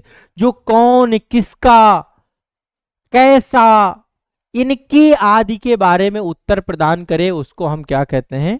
विशेषण, सामान्य शब्दों में। ठीक है, दूसरा है विशेष्य। विशेष्य क्या है? जिस संज्ञा या सर्वनाम की विशेषता बताने के लिए विशेषण का प्रयोग होता है उसे विशेष्य कहते हैं। जिस संज्ञा या सर्वनाम की विशेषता बनाने के लिए विशेषण का प्रयोग होता है उसे विशेष्य कहते हैं। अर्थात जिस संज्ञा या सर्वनाम शब्द की विशेषता बताई जाती है उसे विशेष्य कहा जाता है। दिमाग में बैठा के रखिएगा। विशेषण हमेशा, आमतौर पे, सामान्य तौर पे जब आप वहां पे क्वेश्चंस देखेंगे, उन्हें सॉल्व करेंगे, सामान्य तौर पे विशेषण जो होता है विशेष्य से पहले आता है। ठीक है, जैसे यहां पे पहले वाले उदाहरण पे देखिएगा, फूल आपका विशेष्य है, इससे पहले विशेषण आया लाल। ठीक है, बच्चे आपका विशेष्य है, इससे पहले आया विशेषण 3। छात्र आपका विशेष्य है, यानी कि सामान्य तौर पे, ऐसा नहीं है ये फिक्स है फॉर्मूला, कई जगह पे ऐसा होगा कि विशेष्य के बाद भी विशेषण आता है। ठीक है, विशेष वो है जिसकी विशेषता बताई जाए। ठीक है, तो जिस संज्ञा सर्वनाम की विशेषता बताई जाती है तो उसको हम विशेष्य कहते हैं। आमतौर पर सामान्य परिस्थितियों पर विशेषण से पहले विशेष्य लगाया जाता है, परंतु कभी कभी विशेष्य के बाद भी इसका प्रयोग होता है। जैसे आप देखिए, आप समझिएगा, यहां पे कुछ मैं उदाहरण दे रहा हूं कि विशेष्य के बाद भी इसका प्रयोग किया जाता है। जैसे सदाचारी राजा, मीठी बोली, काला घोड़ा, 5 पुस्तकें, वह कुत्ता काला है। अब यहां पे समझिएगा, वह कुत्ता काला है में से जो काला है ये आपका विशेषण है। किसकी विशेषता बता रहा है? कुत्ते की। ये आपका आमतौर पे, जैसे मैंने आपको बताया कि आमतौर पे विशेष्य से पहले विशेषण आता है, यहां पे विशेष्य के बाद विशेषण आया है ना। तो आपको चीजों को समझना है इस चीज को। अब जैसे सदाचारी राजा, सदाचारी क्या है आपका? विशेषण है, सदाचारी विशेषण है। मीठी बोली, मीठी क्या है आपका? विशेषण है। काला घोड़ा, काला आपका क्या है? विशेषण है। 5 पुस्तकें, ये क्या है आपका? विशेषण है। 5 आपका संख्यावाचक विशेषण है। तो ये सारे विशेषण है, आपको दिमाग में बैठा के रखना है। विशेष वह शब्द होते हैं जिनकी पहचान या विशेषता विशेषण के माध्यम से की जाती है। ठीक है, यानी कि जिसकी विशेषता बताई जा रही है वही आपका विशेष्य है। बस सिंपल सा, इसको इतना ज्यादा खींचते नहीं है, बहुत आसानी से आप इसको निकाल सकते हैं। अब यहाँ पे आगे मैं आपको जो है थोड़ा सा इसके प्रकार बताता हूं।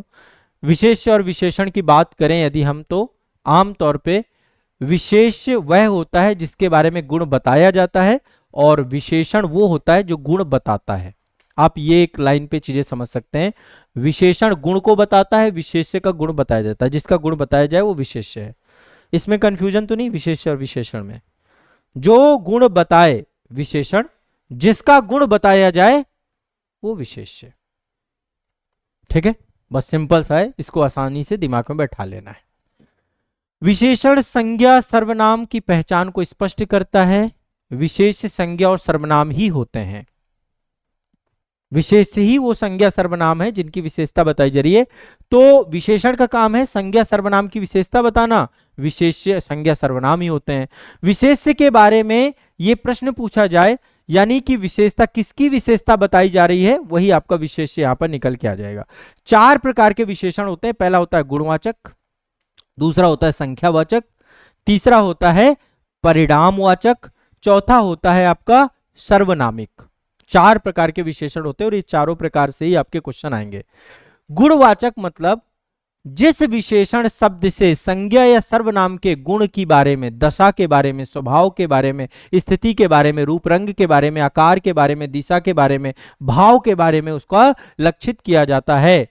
जैसे रंग के बारे में, ये चीज लाल है, ये पीला है, ये नीला है, ये हरा है, तो गुण के बारे में जानकारी हो रही है। रंग के बारे में जानकारी हो, काल के बारे में, प्राचीन काल, आधुनिक काल, वर्तमान काल, भूतकाल, भविष्य काल, ताजा, आगामी, वर्तमान, ये सब आपके क्या है, काल सूचक। ये भी आपका गुणवाचक के अंतर्गत आता है। गुणवाचक में गुण, दशा, स्वभाव, स्थिति, रंग, रूप, आकार, दिशा, भाव, इन सब के बारे में जानकारी मिले वो आपका गुणवाचक विशेषक है। आकार का मतलब क्या है, गोल है, लंबा है, मोटा है, तिकोना है, ये सब चीजों की। दशा सूचक का मतलब स्वस्थ है, वृद्ध है, युवा है, धनवान है, ये दशा बताता है, स्थिति बताता है, स्टेटस बताता है। तो स्टेटस में सब गुण में आते हैं। जो गुण बताए, स्वाद में खट्टा, मीठा, तीखा, चटपटा, नमकीन। प्रयागराज की एक खासियत है, ये शहर खाने पीने में जबरदस्त है। यहाँ के लोग जो है सबसे ज्यादा तो खाते हैं टमाटर वाली चाट है ना, अच्छी पहचान है इस शहर की। टमाटर वाली चाट के अलावा और क्या क्या फेमस है? अच्छा, लस्सी वाला, लस्सी का शहर है। और देहाती रसगुल्ला, हाँ हाँ, अरे बिल्कुल, आपको क्या लगता है, मैं भी फूडी आदमी हूँ। यहाँ तो इतनी सारी जगह, इतनी लोकेशन में, खुसरो बाग के अंदर तो वहां तोड़ने देते हैं। अच्छा, बाहर बेचते हैं क्या उसे? अच्छा, एक्सपोर्ट भी करते हैं, तो उसके अंदर मतलब बागान है?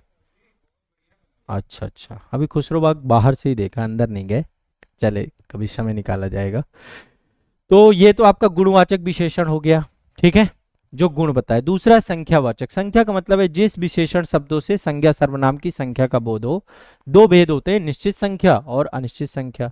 निश्चित संख्या का मतलब जिससे निश्चित संख्या का बोध होता है, जैसे कि आइडेंटिफाइड हो, 1 2 3 4 5 6 7 8, ये संख्या निश्चित संख्या में आती है।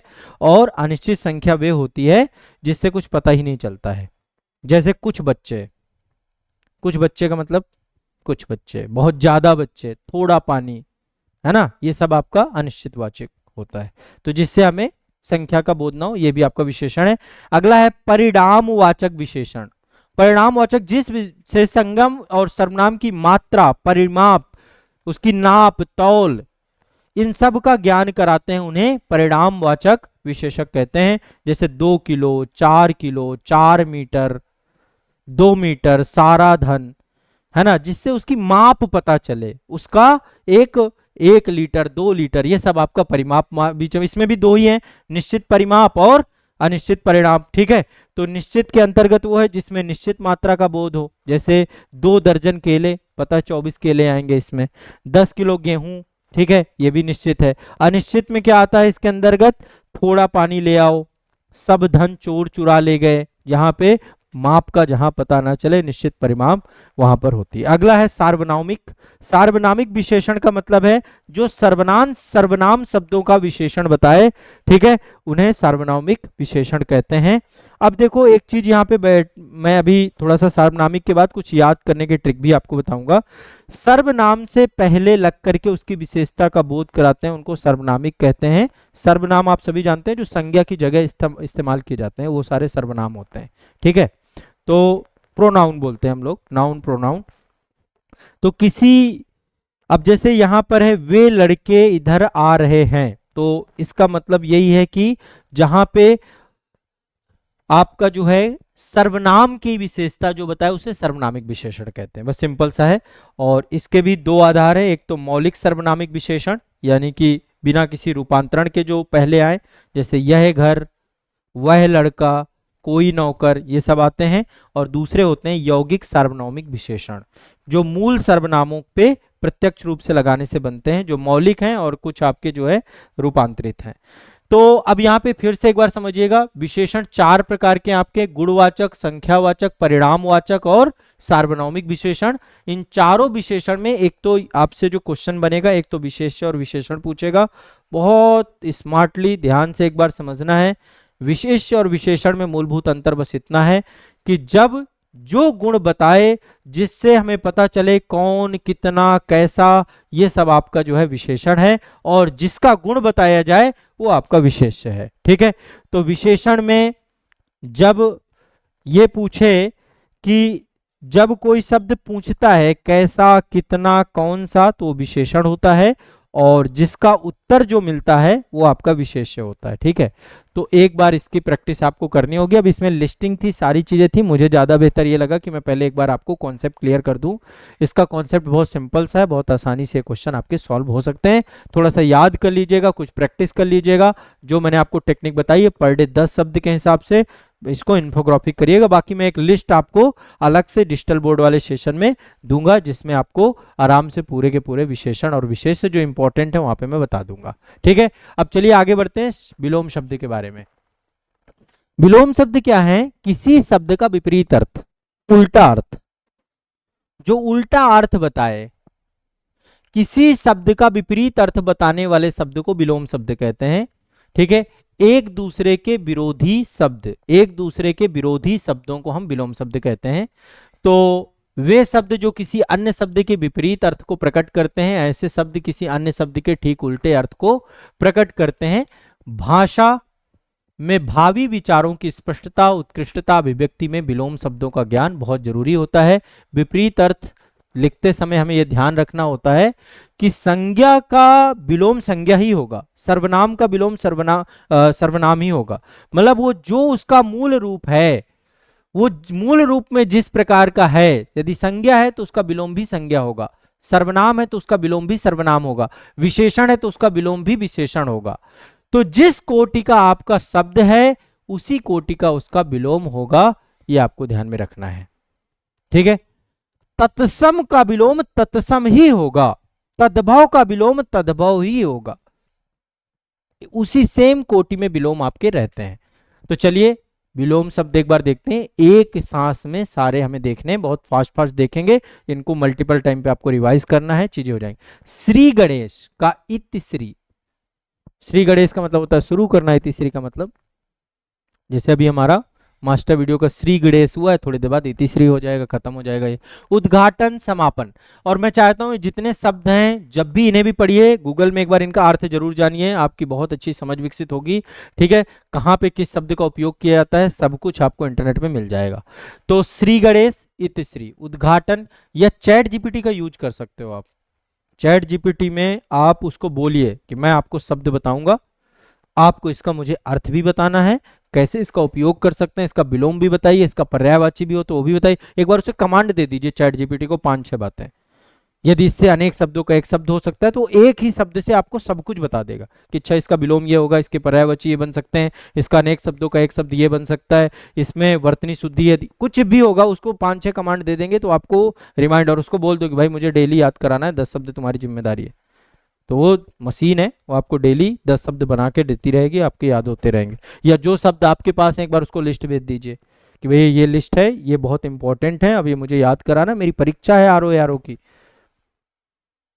ठीक है, तो चैट जीपीटी का भी आप सदुपयोग जरूर किया करिए, अर्थ समझने में उससे बढ़िया कुछ नहीं होगा। ठीक है, यहां से भी देख लो, फिर इनके अर्थ एक बार उससे देख लेना, वो भी आपको मदद करेगा।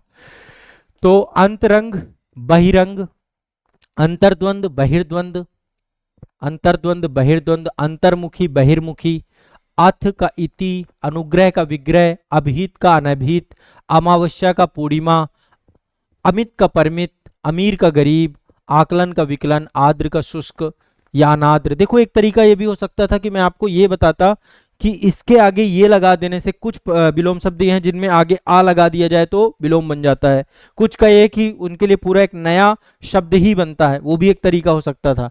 लेकिन मुझे यहाँ पे इंपॉर्टेंट लेने थे, इस कारण से अभी मैंने ये काम नहीं किया है।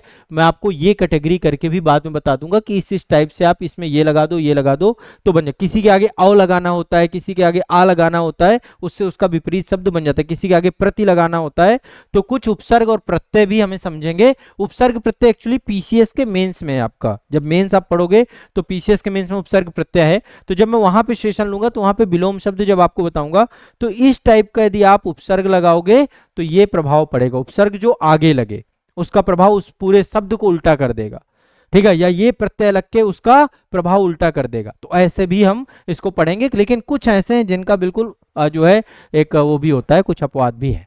आविर्भाव, तिरोभाव, उन्मीलन, निमीलन, उपत्यका, अधिपत्यका, उल्लास, विषाद, रित, अनृत, रिद्धि, विपन्न, एकत्र, विकीर्ण, ऐषणा, अनैषणा, ऐच्छिक, पारलौकिक, औरस का जारज या दत्तक भी होता है, औरस का जारज या दत्तक, कर्कश का मधुर, कृतज्ञ का कृतज्ञ या अकृतज्ञ भी होता है, कृतज्ञ कृतज्ञ का कृतज्ञ होता है, ठीक है। क्षणिक का शाश्वत, दीर्घकाय का कृषिकाय, नश्वर, अनश्वर, शाश्वत, नश्वर का अनश्वर भी होता है, शाश्वत भी होता है, ठीक है।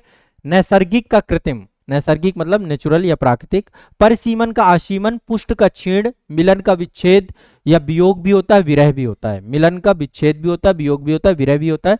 लाघव का गौरव, वक्र का ऋजु, हर्ष का विषाद, स्वाधीन का पराधीन, स्वतंत्र का परतंत्र, स्थावर का जंगम, स्वतंत्र का परतंत्र, शुक्ल का कृष्ण, सगुण का निर्गुण, सुडौल का पंगु, समिष्ट का व्यष्टि, ज्ञात का ज्ञात, त्रिकुटा का भ्रकुटी, क्षमा दंड, क्षमा का दंड, श्रद्धा का घृणा, श्रोता का वक्ता, श्रव्य का अपश्रव्य, श्रीधर का श्रीहीन, श्री मतलब लक्ष्मी है ना, श्रीधर का श्रीहीन, सहयोगी का प्रतियोगी, समूल का निर्मूल, साधु का साधु, संयोग का वियोग, संकीर्ण का विस्तीर्ण, संशय का निश्चय, सुकर का दुष्कर, सत का असत, सजल का निर्जल, सुप्रबंधन का कुप्रबंधन, हरा का सूखा, अल्प का दीर्घ, अमर का मृत्य, सफल का निष्फल, विफल का असफल, डावाडोल, स्थिर, अचल, डावाडोल का होता है स्थिर या अचल, क्षुद्र का महान, अधिक का न्यून, कृपण का दानी, ज्योति का तम, ठीक है, आरोह का अवरोह, अर्वाचीन प्राचीन, विधि का निषेध, खिन्न का मुद्रित, बर्बर का सभ्य, ऋणी का उदृढ़,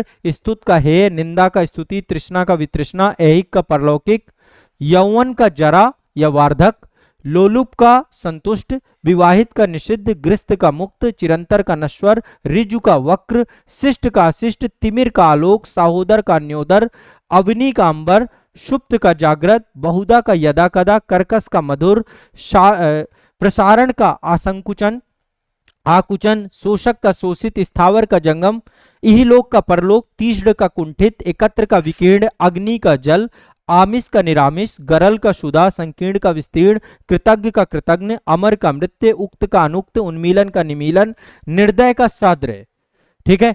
अब देखो ये 2-3 बार सुननी पड़ेगी आपको, या फिर जो आपके पास लिस्ट है उसे 1-2 बार रिवाइज करोगे तो ये चीज आपको आसानी से याद हो जाएगी, बहुत बड़ा मामला नहीं है, ठीक है।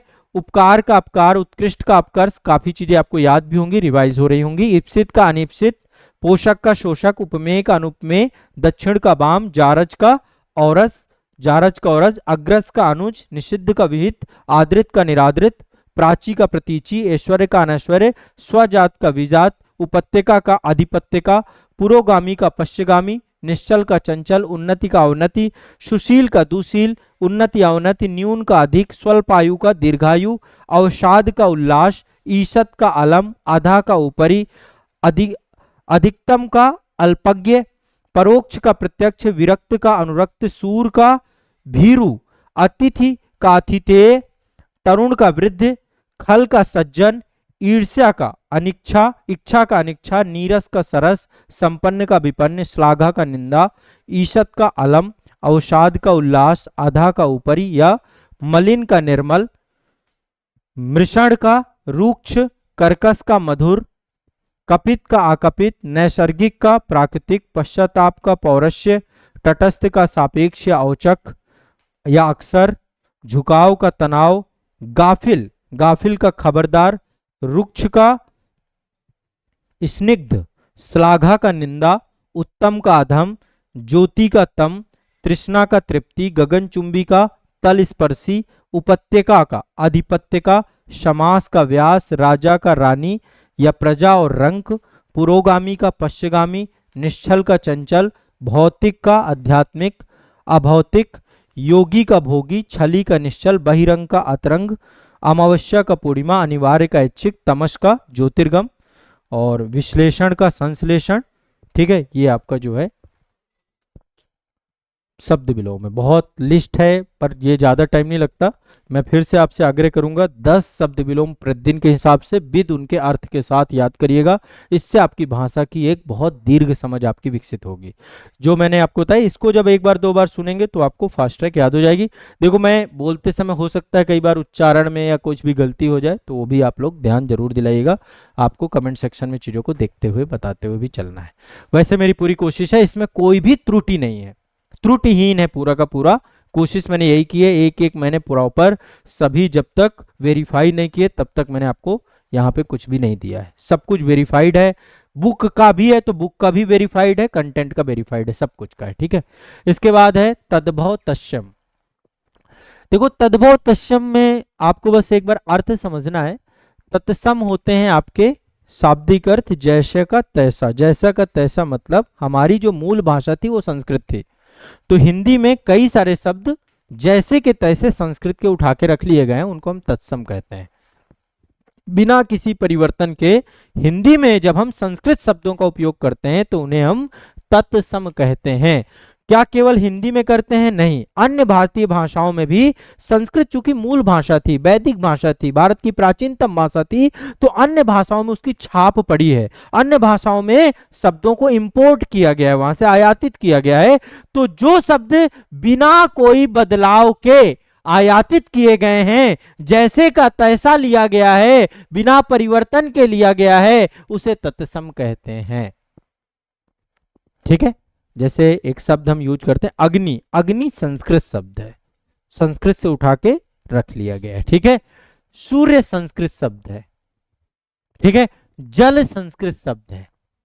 तो तत्सम का मतलब होता है तत्, तत् का मतलब है वह या उसके, सम का मतलब है समान, यानी उसके समान। किसके समान? संस्कृत शब्दों के समान जो हिंदी के शब्द आपके प्रयोग हो रहे हैं तत्सम कहलाते हैं। ठीक है, तत्सम शब्द वे शब्द हैं जो संस्कृत भाषा में बिना किसी परिवर्तन के हिंदी में ग्रहण किए गए। तत्सम। इन शब्दों की रचना, उच्चारण और अर्थ संस्कृत के समान होते हैं। मुख्यतः साहित्यिक, धार्मिक, वैज्ञानिक, औपचारिक लेखन में प्रयोग किए जाते हैं। तो तत्सम शब्द हिंदी में आने के बाद भी अपना संस्कृत रूप बनाए रखते हैं। ठीक है, संस्कृत रूप बनाए रखते हैं, इसलिए इन्हें हम क्या बोलते हैं? इन्हें शुद्धता का, औपचारिकता का, शुद्धता और औपचारिकता का प्रतीक माना जाता है।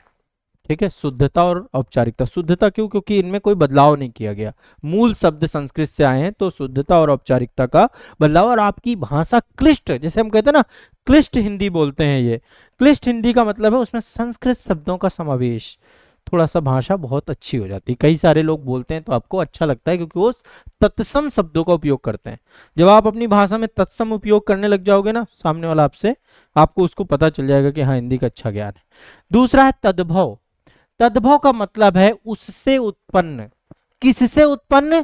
संस्कृत शब्दों से उत्पन्न, बदल कर आया हुआ, रूपांतरण करके आया हुआ, जिसने अपने रूप को बदल लिया। म्यूटेंट, जो म्यूटेंट हो गया हो, रूपांतरित हो गया हो, है ना। कोरोना के कई वेरिएंट थे ना, एक के बाद दूसरा, वो म्यूटेशन। तो जो रूपांतरित होकर के आया हो, जो शब्द हिंदी में आए रूपांतरित होकर के संस्कृत से आए, वे आपके तद्भव कहलाए। जो रूपांतरित नहीं हुए वो तत्सम रहे, और जो रूपांतरित हो गए वो तद्भव कहलाए। ठीक है, तो जैसे अग्नि आपका तत्सम शब्द है, लेकिन आग आपका जो आया वो आया संस्कृत से हिंदी में तद्भव शब्द। सूर्य का आया सूरज, जल का आया पानी। ठीक है, तो तद्भव का मतलब क्या है? तद मतलब वह या उससे, भव मतलब उत्पन्न हुआ, यानी कि उससे उत्पन्न हुआ। तद्भव शब्द वे शब्द होते हैं जो संस्कृत शब्दों से ही विकसित होते हैं, लेकिन समय के साथ इनका रूपांतरण हो गया है। ये शब्द रचना, उच्चारण, और प्रयोग हिंदी की प्रकृति के अनुरूप सरल हो गया है। ये शब्द आमतौर पर बोलचाल की भाषा में उपयोग किए जाते हैं। तद्भव शब्दों में संस्कृत को मूल रूप का प्रभाव होता है। ये शब्द लोक प्रचलित, सरल और सहज भाषा के अंग होते हैं। ठीक है, तो ये आपको ध्यान में रखना है। कुछ महत्वपूर्ण तद्भव तत्सम की यहाँ पे मैंने लिस्ट रखी है। ये वे हैं जो परीक्षा में ज्यादा पूछे जा सकते हैं। अप्रोक्स महत्वपूर्ण सारे मैंने कवर किए हैं, तो एक बार इसको देख लीजिए। तद्भव और तत्सम, पहले मैं तद्भव आपको बताऊंगा, फिर मैं तत्सम बताऊंगा। तद्भव मतलब जो संस्कृत से हिंदी में बदल के आए, रूप बदल लिया, वो तद्भव है। और जो बिल्कुल बिना बदले रहे वो तत्सम है। तो जैसे अटारी आपका तद्भव शब्द है, पहले मैं तद्भव बताऊंगा, तद्भव फिर समझिएगा। जो बदल के आया तद्भव, जो बिना बदले आया तत्सम, है दोनों संस्कृत से ही आए, मूल रूप, क्योंकि मूल भाषा ही वही थी। तो उस भाषा से जो बिना बदले आया वो तत्सम रहा, और जो बदल के आया वो तद्भव रहा। तो अब जो मैं बताऊंगा, पहले तद्भव बताऊंगा, फिर तत्सम बताऊंगा। एग्जाम में आपसे पूछा जा सकता है निम्नलिखित में से कौन से तद्भव शब्द हैं, ये भी पूछ सकता है। 3 4 4 में से आपको एक ढूंढना पड़ेगा। निम्नलिखित में से इसका तत्सम क्या है, ये भी पूछ सकता है। तो कई टाइप से क्वेश्चन आपके बनेंगे, ध्यान रखिएगा। पहले तद्भव बताऊंगा, फिर तत्सम बताऊंगा। फिर से अब मैं एक लिस्ट एक सांस में हम लेंगे। अटारी तद्भव शब्द पहले है, इसका होगा अट्टालिका। ये संस्कृत जैसा इसका प्रोनाउंसिएशन भी आपको लगेगा। अंगोच्छा, अंगोच्छा का है अंग प्रोच्छा। अदरक, अदरक का तत्सम है आद्रक, संस्कृत शब्द। अमीय, अमृत, आमतौर पे बस ये समझ लीजिए तत्सम संस्कृत शब्द हैं, हिंदी में प्रयोग करते हैं हम। ठीक है, तो अमीय अमृत। अंगीठी, अंगीष्ठिका। अपाहिज, अपाद हस्त। अक्षत, अच्छत। अहेर, आखेट। आंख, अच्छी। अहीर, अभीर। अढ़ाई, अर्ध तृतीय। 80, अशीत। आशु, अश्रु। आंत, आंत्र। ईंट, इष्टिका। ईख, इक्खु। इकट्ठा, एकत्र। 31, एक त्रिशत। 31, एक चतुर। ये मतलब आप समझिएगा जितने भी आपके मतलब जो हिंदी के आपके अंक हैं, उन अंकों को भी आपको समझना है, उनसे भी आपके बनते हैं। एक बार आपको आइडिया समझ लेना है। जैसे 31 है, 31 का मतलब है 31। ठीक है, तो त्रिशत का मतलब है 30, एक और जोड़ दिए तो एक त्रिशत, आपको बस ये समझना है। ठीक है, चत्वारिशत, चत्वारिशत का मतलब है 40, उसमें एक और जोड़ दिया तो 41 बन गया। तो ये आपको समझना है। जैसे 51 है तो पंचशत, पंचशत आपका 50 हो गया, उसमें एक और जोड़ देना है तो एक पंचशत आपका 51 हो गया। ठीक है, ये कई बार क्वेश्चन पूछता है। उबटन, उबटन का है ऊर्ध्वतन।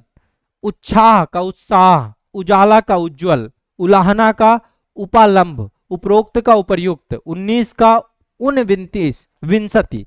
29 का उनत्रिंशति। अब ये समझिए 29, 29, 39, 49। तो इसके लिए भी आपको समझना है त्रिशत 30, उसमें उन लगा देना है तो एक कम हो जाएगा आपका। ठीक है, 19 है आपका तो विंशति मतलब 20, उसके आगे उन लगा देने से एक कम हो जाता है, एक लगा देने से एक बढ़ जाता है। ठीक है, एक विंशत 21 हो जाता, उन विंशत आपका 19 हो जाता। ठीक है, तो आपको ये समझना, उन एक को कम करता है, उन उपसर्ग लगा दिया, एक कम हो गया, और जब हम एक लगा देते हैं तो वो एक बढ़ा देता है, बस ये समझना है। अब बाकी आपको तो पता ही है। एकादश, 10 आपका 10 हो गया, एक लगा दिया तो 11 बन गया। ठीक है, तो आपको ये चीज भी सीखनी है, थोड़ा सा उन और एक का अंतर, उसी से आपको आइडिया लग जाएगा, निकाल लोगे आप इसको। ठीक है, ऊंट का उष्ट्र होता है। ओझा का उपाध्याय। ओखली का उलूखन। ओला का उपल या कपूर का कर्पूर। कपड़ा का करपट। कंधा का स्कंध। केवट का कैवर्त। कैथा का कपित्थ। काज का कार्य। कपास का करपास। कौड़ी का कपंदिका। खंडहर का खंडग्रह। खीर का क्षीर। गेहूं का गोधुम। गोबर का गोमय। गांठ का ग्रंथि। गेह का गृह। घोड़ा का घोटक। घूंघट का गुंठन। चना का चणक। चोटी का चूड़ा। जुटिका, ठीक है, चोटी का जूड़ा, चूड़ा भी होता है, जुटिका भी होता है। चीता का चित्रक। ठीक है, इसके बाद नेक्स्ट है जौ का यौ। जजमान का यजमान। जामुन का जंबू। झरना का झरण या निर्झर। टकसाल का टकसाला। टीका का तिलक। ठीक है, ढीठ का धृष्ट। तिनका का तृण। प्रहर, पहर, पहर का प्रहर। प्रतीत का प्रतीत। पलंग का पर्यंक। पनही का उपाहन, पत्थर का प्रस्तर, पहुप का पुष्प, पसीना का प्रशोधन, नींबू का निम्बुक, नीम का निम्ब, नून का लवण, नारियल का नारिकेल, दमांत का जमाता, दातुन का दंत धावन, तीता का तिक्त, तीन का तीर्ण, देवर का द्विवर, दिवाली का दीपावली, दही का दधी, हिरण का हिरण, हींग का हिंगुह हिंगू, हुलासी का उल्लास, हींग का हिंगू, हल्दी का हद्रिका, सिंघाड़ा का श्रृंगाटक, सिख का शिष्य, शाग का साग, सितार का सरतार, ठीक है। इसके बाद आपका सुअर का सूकर, सरसों का आपका जो है सरपप, सरसों का सरपस, सर एक तरीके से सरसप है ये, सरसों का सरसप, खटकोड़ वाला सा है, इसको मूर्धन्य सा बोलते हैं। तीन तरीके के सा होते हैं, दंती सा, तालव्य सा, मूर्धन्य सा, ठीक है। तो आपका सरसप यहां पे होगा। सिंगार का श्रृंगार, सुई का सूचिका, सूची का सूची। सोए नहीं आप? हाँ, रात में आप कितना जगते हैं, कितने बजे सोते हैं? क्यों आप 2 बजाते हो? टाइम से सोया करो, नींद पूरी लिया करो, एक्टिव टाइम दिन का खत्म हो जाएगा फिर, हैं? कुछ भी करिए, एक प्रोडक्टिव टाइम पीरियड रखिए, उस टाइम पीरियड का यूटिलाइजेशन करिए, नहीं कोई ना कोई टाइम तो बॉडी एडजस्ट करेगी, बायोलॉजिकल क्लॉक डिस्टर्ब होगी। ये टाइम जो आपका है, इस टाइम पे आपको वहाँ पे एग्जाम हॉल पे बैठना है 1 महीने बाद, ठीक है। इस टाइम को most active time, most productive time अपना बनाना है, दिन का टाइम। आप प्री दोगे, कल के दिन मेंस दोगे, तो आपको दिन में ही देना है। मैं इसीलिए बार बार कहता हूं कि दिनचर्या को इस तरीके से बनाओ कि सुबह 9 बजे से लेकर शाम को ये जो 4 या 5 बजे तक का टाइम होता है, मोस्ट एक्टिवेटेड रहे बॉडी, हाइड्रेटेड रहे, एक्टिवेटेड रहे, अलर्ट रहे। और कभी कभी नींद जब आए करे तो थोड़ा सा डीप ब्रीदिंग लो, है ना। पावर नैप वगैरह कुछ नहीं होता है कि पावर नैप लिया 10 मिनट की नींद नहीं होती है, पूरी नींद नहीं ले रहे हो आजकल, है ना। फोकस कम हो जाएगा, याद कम रहेगा। नींद भी एक औषधि है, नींद भी एक स्टडी है। नींद को भी मैं अध्ययन के रूप में तो रखता हूं। यदि जो नींद नहीं लेता, कच्ची नींद लेता है, पढ़ता बहुत है, वो भी जाके कहानी खराब हो जाएगी, क्योंकि याद ही नहीं रहेगा, फोकस ही कम रहेगा, आप वहां पे डिस्टर्ब रहोगे। इसलिए थोड़ा सा नींद पे काम करना है। 7 घंटे। हम्म हम्म, चलो कोई बात नहीं, अच्छी बात है, बट थोड़ा ध्यान रखना है, सोना नहीं है, अपने आप को थोड़ा सा इस टाइम पे अलर्ट रखो। दिन में सोने की आदत को हटा दो, काम नहीं आएगी, ठीक है। इसके बाद सिंगार, सिंगार का श्रृंगार, लनाई, लनाई का लवणता, लौंग का लवंग, मछुआ का मूधक, माँ का माता, मात्र, राहट का अर्घट्य, मशान का शमशान, मोती का मौतिक, भगत का भक्त, भूख का विभुच्छा, भाप का वाष्प, भौरा का भ्रमर, अभूत का विभूति, बैगन का वार्ताक, बरात का वर यात्रा, ठीक है। इसके बाद बांका का वक्र, बछड़ा का वत्स, बहन का भागनी, पछतावा का पश्चाताप, पकवान का पाकवान। इसके बाद पंसारी, पंसारी का पन्यशालिका, पिटारा का पिटक, पृथ्वी, पृथ्वी का पृथ्वी, फिटकरी का स्फटिक, फांसी का पासिका, बारात का वरयात्रा, साड़ी का सटिका, रस्सी का रज्जू, रैन का रजनी, दाढ़ी का दृष्टिका, दाख का द्राक्षा, हाथी का हस्ती, बांज का वंध्या, अदरक का अदरक। जितने मैंने आपको बताए, अब इनको जैसे आपके पास जो बुक हो, नोटबुक हो, कम से कम उनमें टिक मार लेना, ये इंपॉर्टेंट है, परीक्षा के लिए उपयोगी हैं, ये प्रीवियस यही पूछे गए हैं। इसमें जितना भी कंटेंट मैंने रखा है प्रीवियस में, आप जब क्वेश्चन देखोगे तो लगभग लगभग ये कंटेंट आपको मिलेगा। तो 4 से 5 टॉपिक हो गए हमारे। 5 टॉपिक में हमने एक पर्यायवाची देखा, अनेक शब्दों के लिए एक शब्द देखा, विशेष विशेषण देखा, विलोम शब्द देखा, तद्भव तत्सम। अब अंतिम शब्द में आते हैं, अंतिम विषय वस्तु में हम प्रवेश कर रहे हैं। अंतिम विषय वस्तु जो आपकी है वाक्य एवं वर्तनी शुद्धि। इसमें भी मैं आपको टेक्निक बताऊंगा किस तरीके की वाक्य और वर्तनी शुद्धि होती है। कोई भी बच्चे का वाक्य और वर्तनी शुद्धि तभी सही हो सकता है जब उसको वाक्य रचना आए, जब वो वाक्य के बारे में जाने, जब उसे शब्द भेद पता हो, उसे संज्ञा के बारे में जानकारी हो, सर्वनाम के बारे में जानकारी हो, विशेषण के बारे में जानकारी हो, क्रिया विशेषण के बारे में जानकारी हो, क्रिया के बारे में जानकारी हो, समास के बारे में जानकारी हो, संधि के बारे में जानकारी हो, अव्यय के बारे में जानकारी हो। जब सारी जानकारी आपकी होगी तब आप वाक्य रचना अच्छी करोगे। लिंग के बारे में जानकारी हो, तो जब आपको वाक्य रचना सीखनी पड़ेगी, और ये बहुत डेप्थ चैप्टर है, इसके लिए फिर बहुत डिटेल में क्लास आपको करनी होती है, चीजों को समझना होता है। तो मेरा आपसे एक सलाह है कि आप थोड़ा सा अपने वाक्य रचना में काम करिएगा। यदि आप वाक्य और वर्तनी शुद्धि में काम करना चाहते हैं तो वाक्य रचना में काम करिएगा। इसमें मेरे पहले दो सलाह हैं। सबसे पहली सलाह मैं वर्तनी को लेकर देना चाहता हूं। वर्तनी एक अलग विषय वस्तु है। वर्तनी का मतलब, वर्तनी शुद्धि का मतलब है एक शब्द की शुद्धि। जब शब्द में गड़बड़, वाक्य क्या है, एक पूरा सेंटेंस है।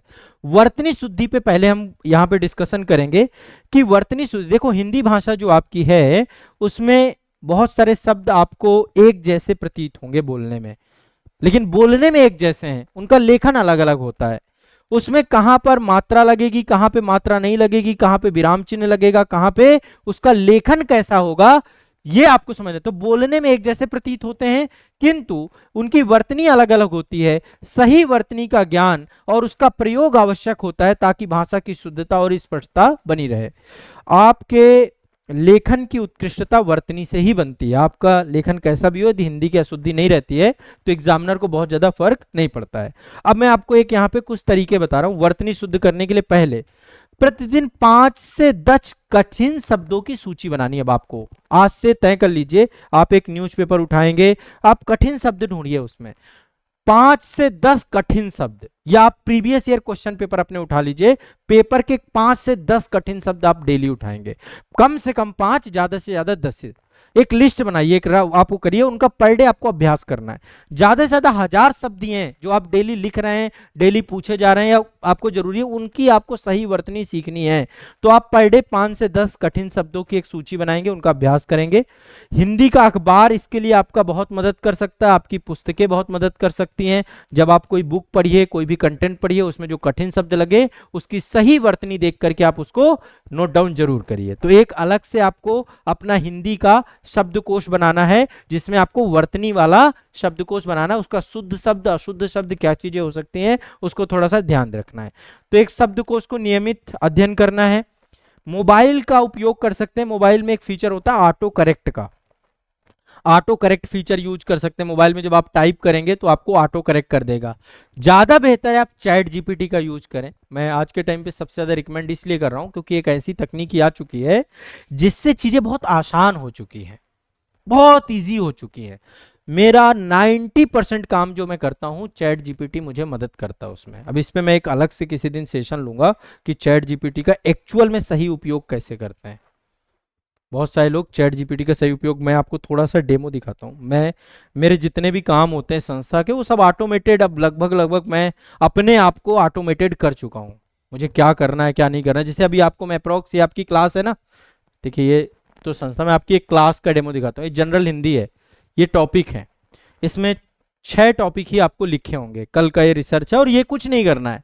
मैंने इसमें कमांड दे रखी है, थोड़ा सा आपको कमांड देना सीखना है। तो जैसे इसमें कमांड दे रखी है, मान लीजिए पर्यायवाची शब्द है, ठीक है, तो पर्यायवाची शब्द में इसको कमांड मिली हुई है। यदि हम इसको कमांड दे देते हैं, मान लीजिए यहाँ पे मैं कोई कमांड दे देता हूँ, कोई भी पर्यायवाची का नाम लीजिए आप, कोई एक पर्यायवाची, इसमें कमांड ऑलरेडी दे रखी है मैंने। अग्नि, जैसे मान लीजिए मैंने यहाँ पे लिख दिया अग्नि, ठीक है। जैसे ही अग्नि लिखूंगा, अब ये बहुत जबरदस्त काम करेगा अपने आप, क्योंकि इसको कुछ कमांड दी गई हैं, ठीक है। पहले तो उसकी परिभाषा बताएगा पूरा का पूरा, फिर उसके पर्यायवाची बताएगा, फिर उसका वाक्य का प्रयोग करेगा, फिर उसके ट्रिक भी बताएगा, ठीक है। फिर उसकी विशेष जानकारी भी बताएगा कि क्या विशेष जानकारी है, और इसमें आपको जो कमांड और देनी है, इसका कैसे प्रयोग करेंगे, क्या करेंगे। तो यदि आप थोड़ा सा टेक्नोलॉजी फ्रेंडली हो जाएं तो चीजें आसान हो सकती हैं, यदि आप कमांड देके काम करें तो। जैसे अब इसमें भी मैं कोई भी कंटेंट बनाता हूं, कुछ भी करता हूं, उसमें टेक्नोलॉजी में खासकर, या पूरे दिन को प्रोडक्टिव बनाने में, पूरे दिन कैसे क्या करना है, कितनी टाइम क्या क्या चीजें होनी है, सब चीजें ये बताता है। बस इसको कमांड आपको अच्छे से देना आना चाहिए। पूरे प्लेटफॉर्म को मेरे मैनेज, सब कुछ का मैनेजमेंट यही करता है आज के टाइम पे, मदद करता है, मतलब हेल्प करता है एक तरीके से। मैं कह सकता हूं कि ये एक बहुत बड़ा जो है क्या कहते हैं असिस्टेंट कहें या फिर क्या कहें, एक सलाहकार समिति जैसे होती है ना आपकी, हाँ एडवाइजर आपका प्रधान, जैसे मुख्य आर्थिक सलाहकार होते हैं, वैसे ये मुख्य सलाहकार है हर क्षेत्र का, जो हर चीज में बताएगा आपको इतने ऑप्शन है, ऐसे करना है ऐसे करना है। तो आप लोग इसको बना सकते हो। हाँ वो भी अच्छा है, वो भी मतलब हैं बहुत सारे, अब डीप सीक आ चुका है, ग्रोक है, आपका जेमिनी आ चुका है, मेटावर्स मेटा का उसका भी मतलब सब ने लॉन्च किया है, अब तो बहुत सारे, कम से कम 20 से ज्यादा है। तो आपको सीखने चाहिए, ये चीज भी आपको मदद करेंगे। इंडिया का अभी उतना प्रोडक्टिव नहीं है, एक तो भुवन करके है हमारा, है ना, और अभी इतना प्रोडक्टिव नहीं है, लेकिन मैं आपको एक सलाह दे रहा हूँ, यदि आपको कभी मैप यूज करना है तो मैपल करके एक एप्लीकेशन इंडिया का आया है, वो गूगल मैप से बहुत अच्छा है, मैपल का यूज कर सकते हैं। हाँ कभी मैपल यूज नहीं किया होगा अभी तक, किया है, करके देखना, एक बार करोगे बस इसके बाद भूल जाओगे बाकी को, कभी भी रास्ते नहीं भटकोगे।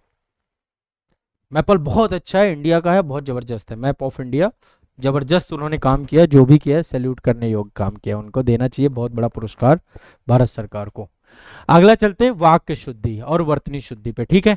तो मैं यहाँ पे वर्तनी शुद्धि बता रहा था कि अब पर डे आप थोड़ा सा एक प्रैक्टिस करना चालू कर दो आप लोग, ठीक है, जब आप पर डे रेगुलर प्रैक्टिस करोगे तब चीजें हो पाएंगी। तो देखिए वाक्य, पहले वाक्य की बात करते हैं, वाक्य शुद्धि का मतलब क्या है, वाक्य में प्रयोग किए गए शब्दों का एक सही क्रम जो व्याकरण के अनुसार हो, वो आपका जो व्याकरण संबद्ध आपका वाक्य बनेगा, जिसमें शब्दों को एक क्रम से लगाया गया हो, ठीक है। मल्टीपल प्रकार की अशुद्धियां हो सकती हैं वाक्य में, कम से कम जितने भी प्रकार वाक्य रचना के होते हैं उन हर एक प्रकार में वाक्य की अशुद्धि पाई जाती है, ठीक है। तो हमें यही समझना है, जैसे कई बार क्या होता है, कोई वाक्य है, सेंटेंस है, उसमें क्रम ही सही नहीं है, एक बाद में आना चाहिए, उसे पहले लिख दिया गया, मैं उदाहरण के साथ आपको समझाऊंगा। तो वाक्य में प्रयोग किए गए शब्दों का एक ऐसा सही क्रम और व्याकरण के अनुसार जिससे वह वाक्य अर्थपूर्ण बन जाए और त्रुटि रहित बन जाए, उसी को हम वाक्य शुद्धि कहते हैं। जब हम वाक्य को बनाते हैं तो इसका हम ध्यान रखते हैं, ठीक है। तो एक आपको यह ध्यान में रखना है, क्लियर है, स्पष्ट है। वाक्य अशुद्धि के कारण क्या क्या हो सकते हैं, वाक्य मल्टीपल चीज, जैसे लिंग की अशुद्धि हो सकती है ना। हमें जब लिंग की अशुद्धि देखनी है तो देखना है कर्ता, जो वहां पे कर्ता का जो लिंग है वो मेल है फीमेल है, उसी के अनुसार क्रिया का उपयोग किया गया कि नहीं किया गया, उसी के अनुसार कर्म का उपयोग किया गया कि नहीं किया गया, वो एसोसिएशन हमें देखना पड़ता है। अब मैं बहुत डिप्थ में नहीं जाऊंगा इसमें, लेकिन रफली मैं आपको बता देता हूं। तो लिंग की अशुद्धि होती है, लिंग के अलावा वचन की अशुद्धि होती है, कई जगह पे एक वचन, बहुवचन, संस्कृत में तो 3 वचन होते हैं, एक वचन, द्विवचन, बहुवचन, यहाँ पर एक वचन, बहुवचन, उसके हिसाब से भी हमें वचन संबंधी अशुद्धि को देखना होता है। कारक से संबंध हुई अशुद्धियां आपको देखनी पड़ती हैं, कारक होते हैं ना, कर्ता ने कर्म को अपदान से पृथक, है ना, तो उनके लिए भी सारी चीजें, जितने भी कारक होते हैं उन कारक से जुड़ी हुई अशुद्धियां होती हैं। इसके अलावा आपका जो है संज्ञा से जुड़ी हुई अशुद्धियां होती हैं, संज्ञा के अलावा सर्वनाम से जुड़ी हुई अशुद्धियां होती हैं, सर्वनाम के अलावा विशेषण से जुड़ी हुई अशुद्धियां होती हैं, विशेषण के अलावा आपका क्रिया विशेषण से जुड़ी हुई अशुद्धियां होती हैं, क्रिया से जुड़ी हुई अशुद्धियां होती हैं, अभी सबके एग्जाम्पल के साथ हम समझेंगे, ठीक है।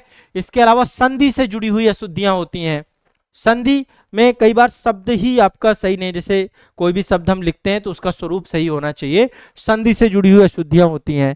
इसके बाद समाज से जुड़ी हुई अशुद्धियां होती हैं, मल्टीपल समाज हैं उनसे जुड़ी हुई अशुद्धियां होती हैं।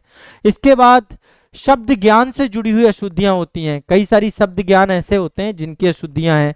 मुहावरों से जुड़ी हुई अशुद्धियां होती हैं, मुहावरे का सही उपयोग नहीं हुआ है। पद क्रम से जुड़ी हुई अशुद्धियां होती हैं, सेंटेंस, जैसे यहाँ पे एक उदाहरण है, एक फूलों की माला दो, अब ये सेंटेंस में एक बाद में लगना चाहिए, फूलों की एक माला, है ना, तो एक फूलों की माला कहीं ना कहीं पे बन ही नहीं सकती, वो मतलब पूरे सेंटेंस को गड़बड़ कर देगी। तो पदक्रम से जुड़ी हुई अशुद्धियां होती हैं, अव्यय से जुड़ी हुई अशुद्धियां होती हैं, है ना, चाहे वो समुच्चय बोधक हो, चाहे विस्मयादि बोधक हो, चाहे वो संबंध बोधक हो, अव्यय से जुड़ी अशुद्धियां होती हैं। पुनरुक्ति संबंधी, कई बार क्या होता है एक ही बात को बार बार बार बार बार बार बार बार हम बोलते हैं, उससे जुड़ी, जैसे कृपया हमारे यहाँ आने की कृपा करें, यहाँ पे कृपया और कृपा, ये क्या हो रहा है, पुनरुक्ति हो रही, कोई चीज बार बार जब आप बोलते हैं वो भी एक अशुद्धि के तौर पर ही देखी जाती है। विराम चिन्ह कहाँ पे कैसे लगेंगे उससे जुड़ी अशुद्धियां भी हमें देखने को मिलते हैं। कहाँ पे विस्मयादि बोधक, कहाँ पे क्वेश्चन मार्क, कहाँ पे जो है कोलन, सेमीकोलन, ये सब चीजें भी हमें यहाँ पे देखना होता है। तो ये आपका वाक्य से जुड़ी हुई अशुद्धियां इतने प्रकार की होती है। एक बार अभी एग्जांपल के तौर पे देख लेंगे। वर्तनी शुद्धि मैंने आपको बताया, वर्तनी शुद्धि जिसके द्वारा किसी एक शब्द के उसके सही वर्तनी के तौर पे लिखा जाता है। हर शब्द का एक वर्तनी है, हर शब्द को लिखने का एक तरीका है। उस वर्तनी के अनुसार जब हम शब्द को लिखते हैं तो भाषा स्पष्ट, भाषा शुद्ध हो जाती है। अर्थात किसी शब्द को उसके मानक और प्रमाणिक रूप में व्याकरण में लिखना, उसके उच्चारण के अनुसार सही ढंग से लिखना आपका वर्तनी कहलाता है। ठीक है, तो वर्तनी भी आपका ये स्वरूप है, ये आपको दिमाग में बैठा के रखिएगा। वर्ण को जिस मात्रा के साथ शुद्ध रूप में लिखने की आवश्यकता होती है। ठीक है, अब यहाँ पे एक बार थोड़ा सा मैं एक एक करके आपको थोड़ा सा समझाता हुआ जाऊंगा ताकि आपको समझ में आ जाए। सबसे पहले मैंने आपको बताया वाक्य में अशुद्धि लिंग के कारण होती है, और लिंग का मतलब होता है कि जो आपका कर्ता प्रयोग हो रहा है उसी के हिसाब से क्रिया होनी चाहिए, उसी के हिसाब से आपका कर्म का एसोसिएशन होना चाहिए।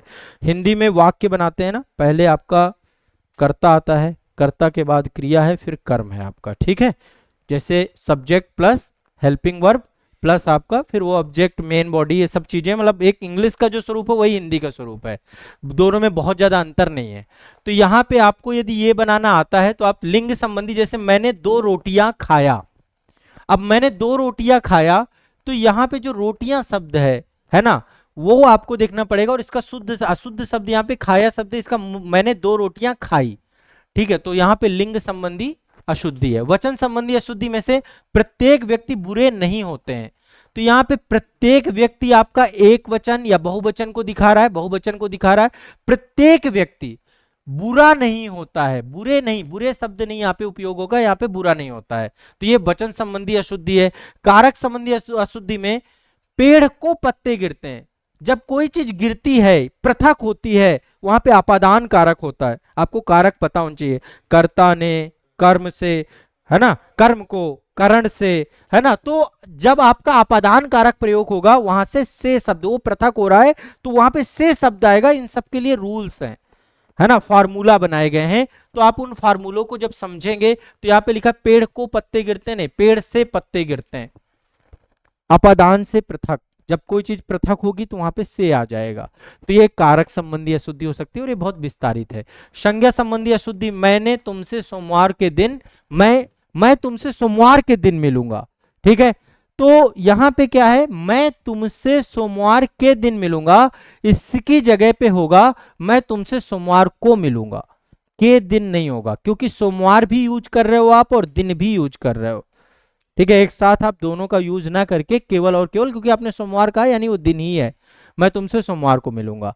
गांधी के संदेशों से देश सर्वाधिक प्रभावित हुआ, गांधी के संदेशों नहीं होगा, संदेश से होगा। ठीक है, तो आपको यहाँ पे बेसिक चीजें समझनी होगी। गांधी के संदेश से देश सर्वाधिक प्रभावित हुआ। सर्वनाम से जुड़ी हुई अशुद्धियां बहुत सारी होती हैं, जैसे मेरे को पढ़ना, मेरे को तेरे को नहीं चलेगा यहाँ पे। ठीक है, मेरे को पढ़ना है नहीं, मुझे पढ़ना है। मैंने मेरा काम कर लिया, मैंने मेरा नहीं होगा, मैंने अपना काम कर लिया। ठीक है, तो यहां पे ये आपके सर्वनाम से जुड़े। दूध में कौन पड़ गया, दूध में क्या पड़ गया।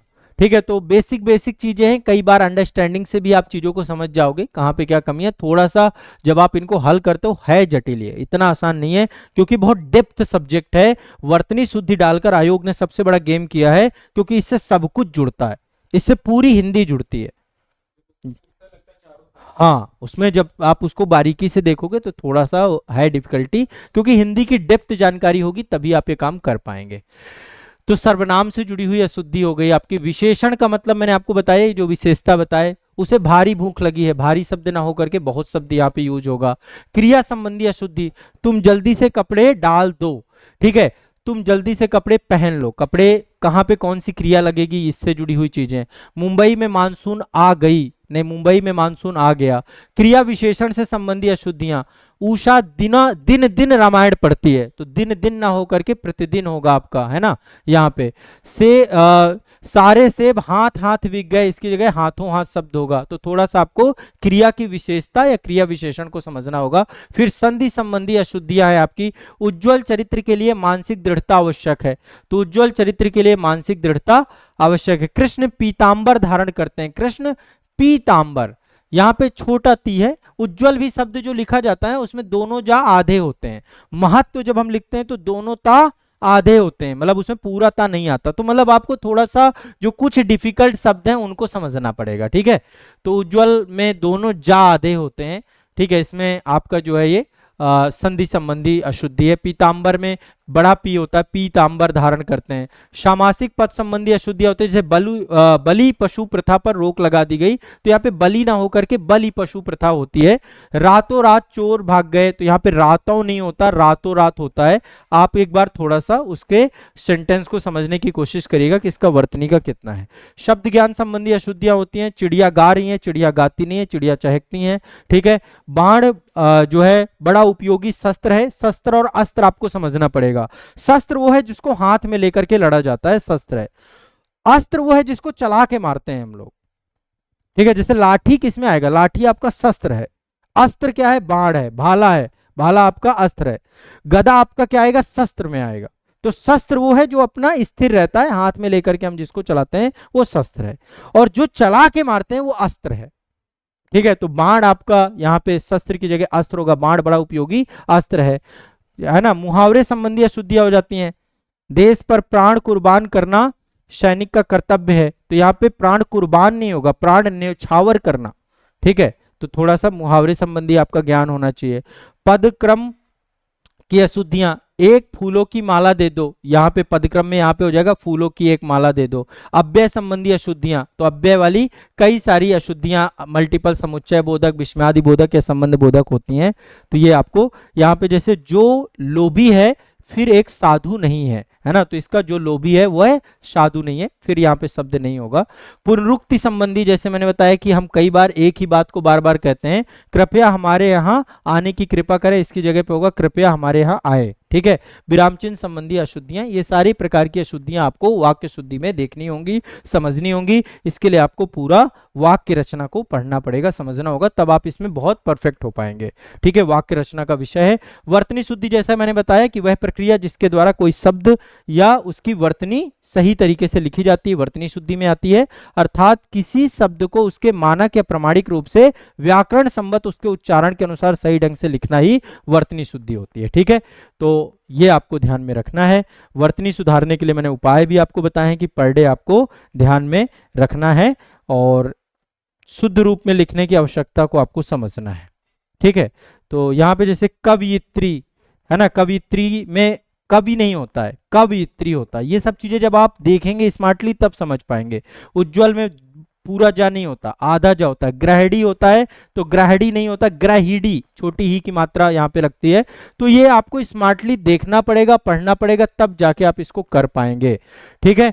और जो वर्तनी शुद्धि है उसमें अनेक प्रकार की अशुद्धियां होती हैं। स्वर से जुड़ी हुई अशुद्धियां होती हैं, मात्रा से जुड़ी होती हैं, व्यंजन से जुड़ी होती हैं, उपसर्ग से जुड़ी हुई, समास से जुड़ी हुई, प्रत्यय से जुड़ी हुई, संधि से जुड़ी हुई, लिंग से जुड़ी हुई, अव्यय से जुड़ी हुई, वचन से, कारक से, इनसे जुड़ी हुई अशुद्धियां आमतौर पे हम देखने को पाते हैं, मल्टीपल अशुद्धियां होती हैं। तो ये आपकी सभी प्रकार की अशुद्धियां हैं जो हमारी डिस्कशन हुई हैं। 6 टॉपिक में 6 टॉपिक की समझ विकसित करने की हमने कोशिश यहाँ पे की है। पहले मैंने आपको पर्यायवाची शब्द बताए हैं, अनेक शब्दों के लिए एक शब्द बताए हैं, विलोम शब्द बताए हैं, तद्भव तत्सम बताए हैं, वाक्य एवं वर्तनी शुद्धि और विशेषण। ये सभी चीजें हमारे इस सेशन में डिस्कस हुई हैं। आरओ के पेपर में ये 6 के 6 टॉपिक आएंगे। पीसीएस में भी ये टॉपिक आपके हैं, कुछ टॉपिक छोड़ दे दी, वहां पे 1-2 टॉपिक ऐड हो जाते हैं। इसका अगला अंक भी मैं लेकर आऊंगा।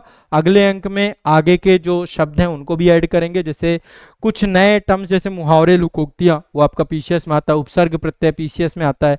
तो जो उसमें आता है शब्द ज्ञान की अब अगली सीरीज ये चलती रहेगी, कंटिन्यूअस शब्द ज्ञान पे हम सेशन आगे बढ़ाते रहेंगे। आज के सेशन को यहीं पे समाप्त करेंगे।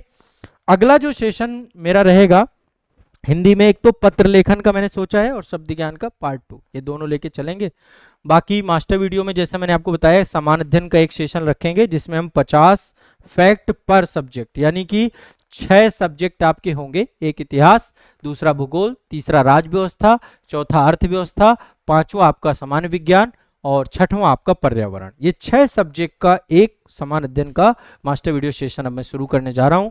उसमें 50 फैक्ट जो इंपॉर्टेंट होंगे, परीक्षा उपयोगी होंगे, वही उसमें मैं कवर करूंगा। करंट अफेयर्स का मास्टर वीडियो भी हम आरओ एग्जाम से पहले लाने की कोशिश करेंगे। तो ये योजना के तहत ये आपका पूरा का पूरा वीडियो है। अब मैं चाहता हूं कि इसको 2 से 3 बार 4 बार आप देखिए और देख करके लाभान्वित होइए, इसका बेनिफिट उठाइए। निश्चित तौर पे आप में कॉन्फिडेंस आएगा। परीक्षा के पहले हमें लगता है कि कंसाइज फॉर्म पे हमें कुछ चीज़ें पता चल जाए, हमें रिमाइंड करा दें, तो ये पूरी तरीके से उसमें आपको सफलता दिलाने में मदद करेगा। ठीक है, तो इसी के साथ सत्र को समाप्त करते हैं। अगले सेशन में हमारी अब मुलाकात होगी। चलिए।